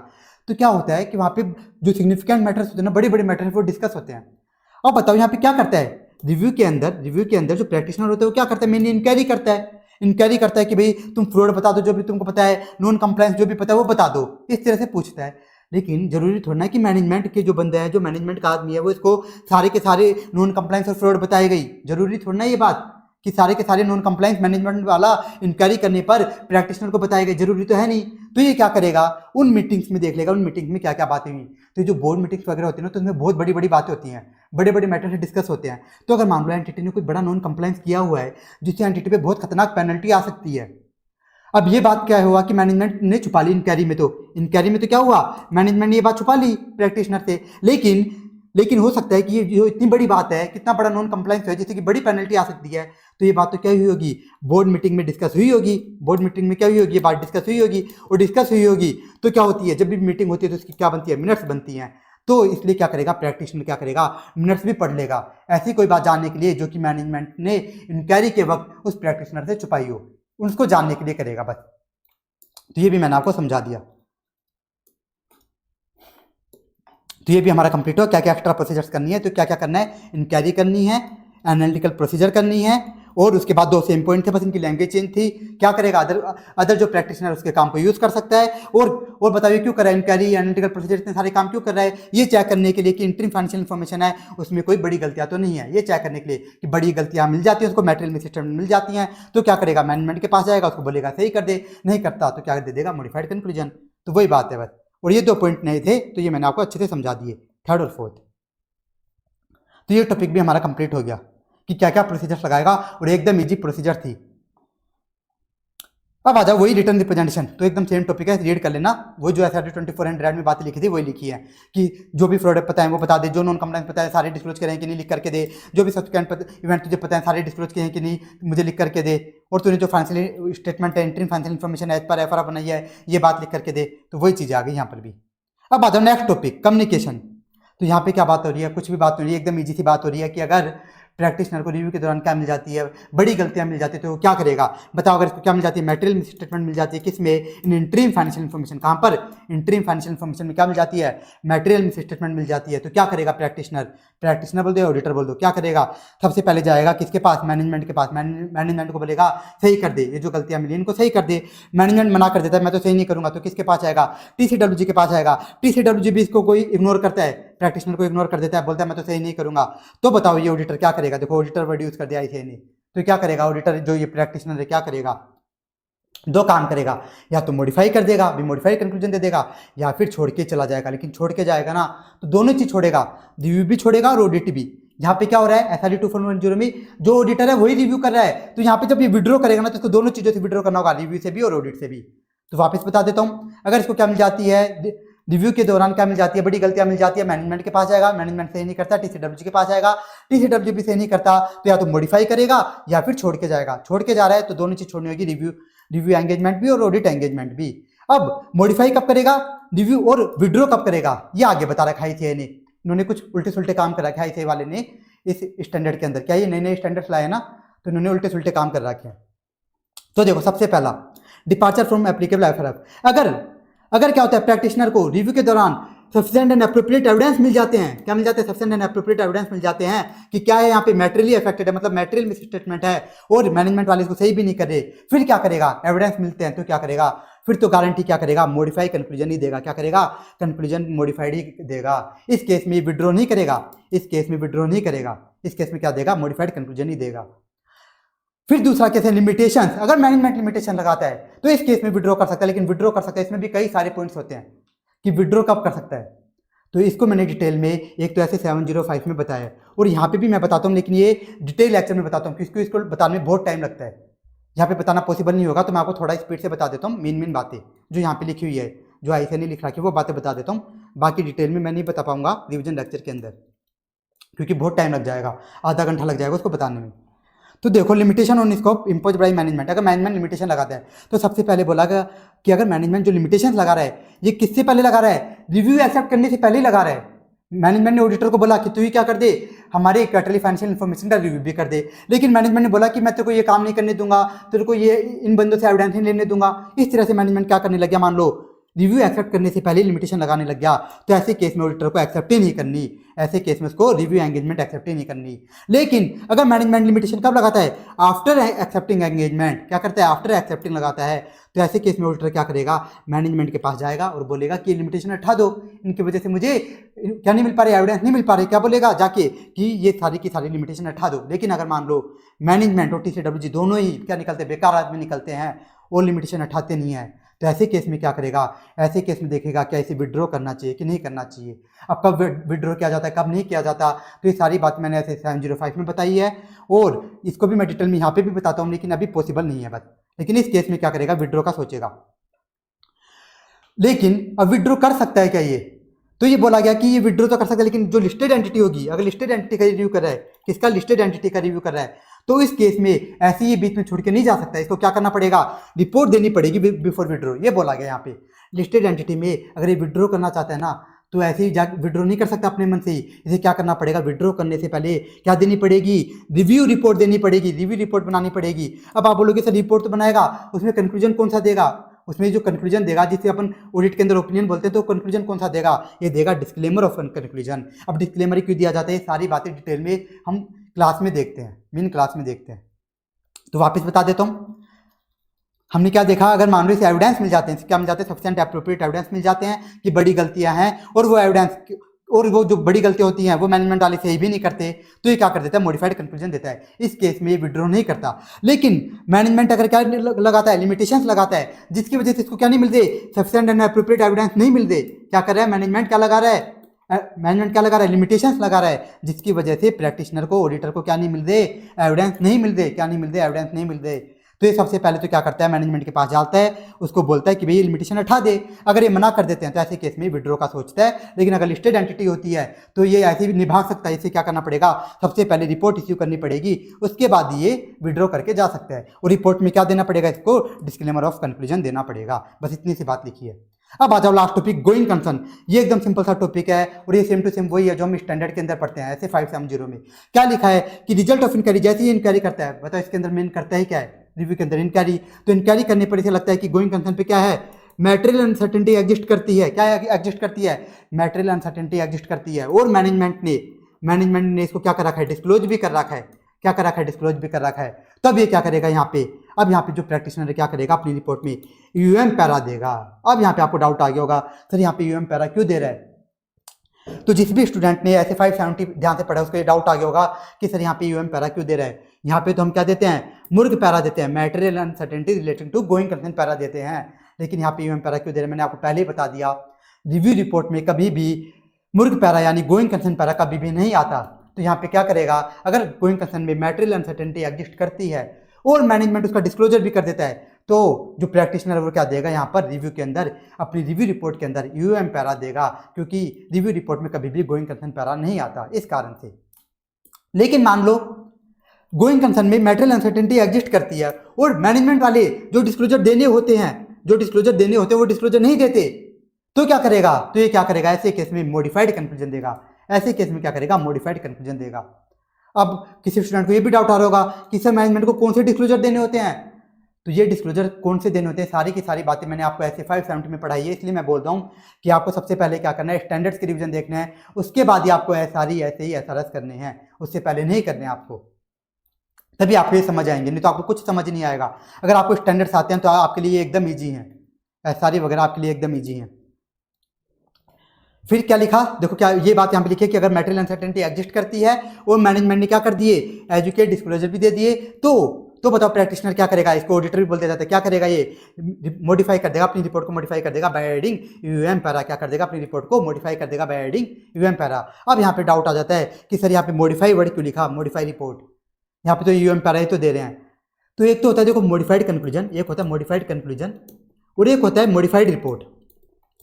तो ये दोनों अलग अलग चीज होती है, मॉडिफाइड कंक्लूजन अलग होता है, मॉडिफाइड रिपोर्ट अलग होता है। तो जैसे ही अगर हम ओम पैरा देते हैं, यूएम पैरा देते हैं, की ऑडिट मैटर पैरा देते हैं, गोइंग कंसर्न पैरा देते हैं, कोई भी पैरा देते हैं या फिर मॉडिफाइड कंक्लूजन देते हैं तो रिपोर्ट मॉडिफाइड अपने आप हो जाती है। जैसे ही हम ये पैरा डालते हैं ओम पैरा, यूएम पैरा, तो इनसे क्या हो जाती है, रिपोर्ट मॉडिफाइड हो जाती है। इसे बोला जाता है मॉडिफाइड रिपोर्ट। तो ये ध्यान रखना, इसमें कंफ्यूज मत होना कि सर इन्होंने मॉडिफाइड क्यों लिख दिया, इस कारण से लिखा है क्योंकि यहाँ पे क्या डाला जा रहा है, यूएम पैरा डाला जा रहा है। क्या डाला जा रहा है, यूएम पैरा, इस कारण से रिपोर्ट अपने आप ही मॉडिफाई हो जाएगी। फिर सेकंड पॉइंट क्या लिखा है कि अगर मान लो गोइंग कंसर्न में क्या है, मैटेरियल अनसर्टेनिटी एग्जिस्ट करती है लेकिन मैनेजमेंट वाले बेकार निकलते और वो क्या नहीं करते, इसका डिस्क्लोजर नहीं देते, अपनी फाइनेंशियल इन्फॉर्मेशन में इसका डिस्क्लोजर नहीं देते, तो क्या करेगा ऑडिटर, क्या करेगा, मॉडिफाइड कंक्लूजन देगा। मॉडिफाइड मतलब क्वालिफाइड या फिर एडवर्स कंक्लूजन देगा। बस एकदम सिंपल था, ये भी हमारा कंप्लीट हुआ। और ये तो एज इट इज सेम है जो हम कहाँ पे पढ़ते हैं, जो हम अपने ऐसे 570 में पढ़ते हैं। बस चेंज क्या हुआ है, यूएम पैरा, बस इतना सा चेंज हुआ है। वहां पे आता है मुर्ग पैरा, यहाँ पे क्या आ रहा है, यूएम पैरा, बस इतना सा चेंज हुआ है। तो ये टॉपिक भी कंप्लीट हुआ। अब आ जाओ रिपोर्ट पे। रिपोर्ट एकदम एज इट इज सेम है, टाइटल, एड्रेसी, मैनेजमेंट की रेस्पॉन्सिबिलिटी, कंक्लूजन पैरा। और जैसे हम ऑडिट में क्या बताते हैं कि हमने ऑडिट करी है, कैसे करी है, as per standards on auditing करी है, ये लिखते हैं ना हम रिपोर्ट में। तो यहाँ पे भी क्या करेगा, यहाँ पे भी जो रिव्यूअर है, जो प्रैक्टिशनर, क्या लिखेगा कि जो हमने रिव्यू किया वो कैसे किया है, एज पर एसआरई 2410 किया है। और क्या देगा, कंक्लूजन पैरा देगा, बेसिस फॉर कंक्लूजन पैरा देगा, यूएम होम पैरा देगा, ऑडिटर सिग्नेचर प्लेस। देखो सारे के सारे सेम है, दो बच गए अलग वाले, वो बता देता हूँ। पहला, identification of interim financial information reviewed and date and period covered. तो ये क्या है, ये भी कुछ भी अलग नहीं है, जो भी मैंने आपको बताया था एसआरई 2400 के अंदर, एसआरई 2400 के अंदर इंट्रोडक्टिव पैरा जो मैंने बताया था ना, वही चीज यहाँ पे करेगा। बस ऐसे इसको इस तरह से लिख दिया। इसके अंदर क्या बताएगा, फॉर्मेलिटी वाली बातें कि मैंने इस एंटिटी के इंटरिम फाइनेंशियल इन्फॉर्मेशन को रिव्यू किया है, उस इंटरिम फाइनेंशियल इन्फॉर्मेशन में क्या क्या आता है, पी&एल आता है, कैश फ्लो आता है, उसका पीरियड क्या है, ये सारी बातें बताएगा। और एक और अलग है, वो देख लो, ये रहा स्टेटमेंट दैट रिव्यू विच क्या है substantially less in scope than audit. तो ये सेम टू सेम बात कहाँ लिखी थी, एसआरई 2400 की रिपोर्ट में भी लिखी थी कि रिव्यू में क्या होता है, लिमिटेड एश्योरेंस होता है, वहां पे मैं कम मेहनत करता हूँ, वही बात इन्होंने यहाँ पे लिख दी। तो इसमें तो बस रीड करना है, इसकी रिपोर्ट तो एकदम ही फालतू है। एसआरई 2400 वाली में तो कोई चीज़ें काम की तो थी, इसमें तो सारी चीज़ें फालतू। बस इसमें ये देख लेना, एड्रेस कौन होगा, बोर्ड ऑफ डायरेक्टर। यहाँ पे शेयर होल्डर्स को नहीं देंगे हम रिपोर्ट, किसे देंगे, बोर्ड ऑफ डायरेक्टर्स को। क्यों, रिव्यू कौन करवा रहे हैं, इन्वेस्टर्स वगैरह कुछ करवा रहे हैं, स्पेसिफिक यूजर्स करवा रहे हैं, इस कारण से रिपोर्ट किसको जाएगी, बोर्ड ऑफ डायरेक्टर्स को जाएगी। फिर वो क्या करेंगे, खुद पकड़ा देंगे जिसको भी देनी रहेगी। ये स्टैंडर्ड भी हमारा कंप्लीट हो गया और एकदम इजी सा स्टैंडर्ड है। तो इसमें क्या क्या देखना है, बेसिक में फालतू बातें लिखी हैं, बस रीड करनी है। फिर आया अपडेट अंडरस्टैंडिंग, इसमें आपको पॉइंट्स याद करने हैं। तो 5 to 6 पॉइंट इसके अंदर याद करने हैं अपडेट वाले में, एकदम इजी से टॉपिक पॉइंट है इसके अंदर, एकदम लॉजिक वाले। फिर इंक्वायरी में याद कर लेना, क्योंकि इंक्वायरी पे आईसीआई अलग से क्वेश्चन पूछ सकता है। और ये बात और याद रखना, इंक्वायरी पे आईसीआई एसआरई 2410 लिख के भी पूछ सकता है, या फिर 2400 वो लिख के भी पूछ सकता है। तो कंफ्यूज मत हो जाना, अगर आईसीआई यही क्वेश्चन कि इंक्वायरी में क्या क्या इंक्वायरी करेगा, यही क्वेश्चन किसमें पूछ लिया एसआरई 2400 में, तो भी आपको सेम टू सेम यही पॉइंट्स लिखने हैं। तो इसमें क्या करना है, 5 to 6 पॉइंट यहाँ पे याद कर लेना आप। और उसके बाद अगर मान लो ऐसे पूछ ले कि क्या क्या प्रोसीजर्स करेगा, इंक्वायरी ना पूछे, क्या पूछे, प्रोसीजर्स पूछ ले, तो आपको क्या करना रहेगा, बताना रहेगा कि इंक्वायरी करेगा, एनालिटिकल प्रोसीजर करेगा, मिनट्स रीड करेगा, पुराने अगर प्रीवियस ऑडिट में कुछ मॉडिफिकेशन दी थी किसी मैटर की तो उन मैटर्स को ज़्यादा अच्छे से चेक करेगा, इस तरह से। फिर आपको ये क्या करना पड़ेगा, यहाँ पे 4-5 पॉइंट ये भी याद करने पड़ेंगे। मतलब ये तो याद करना ही है इंक्वायरी के अंदर 4-5 पॉइंट, और ये पॉइंट भी आपको याद करना है। यहाँ पे 6 पॉइंट है तो इसमें 5 पॉइंट तो आपको याद करने ही है। यहाँ पे कितने पॉइंट दिए गए हैं, देखो 6 पॉइंट है टोटल, तो यहाँ पे कितने करने हैं, 5 पॉइंट्स आपको करने हैं। फिर मैनेजमेंट रिप्रेजेंटेशन, ये तो रीड करते ही हो जाएगा, ये सेम टू सेम कहाँ पे भी था, एसआरई 2400 में भी था। फिर कम्युनिकेशन, ये टॉपिक रीड जरूर करना है कि ऐसी लैंग्वेज क्या बनाएगा, इस कारण से रीड जरूर करना है, लेकिन है एकदम ईजी। फिर ये वाला भी रीड जरूर करना है, क्योंकि ऐसे क्या कर सकता है, 2 नंबर का ये पूछ लिया, 2 नंबर का ये पूछ लिया, ऐसे कर सकता है, ऐसे इस तरह से पूछ सकते हैं, इसलिए इसको भी रीड करना है। ये भी क्वेश्चन बना सकता है, ऐसे कुछ भी बना सकता है। मैंने बताया ना आपको, एसआरई के अंदर कोई भी क्वेश्चन बन सकता है, क्योंकि वैसे छोटे स्टैंडर्ड है, इस कारण से। और ये भी बहुत इंपॉर्टेंट है, लिमिटेशन, गोइंग कंसर्न। फिर रिपोर्ट वाला इसका इतना काम का नहीं है, ये बस एमसीक्यू पर्पस से रीड करनी है, एमसीक्यू पर्पस से आपको रीड करनी है। तो ये हमारा कंप्लीट हुआ एसआरई 2410 का रिवीजन भी। तो thank you so much. Hare Krishna.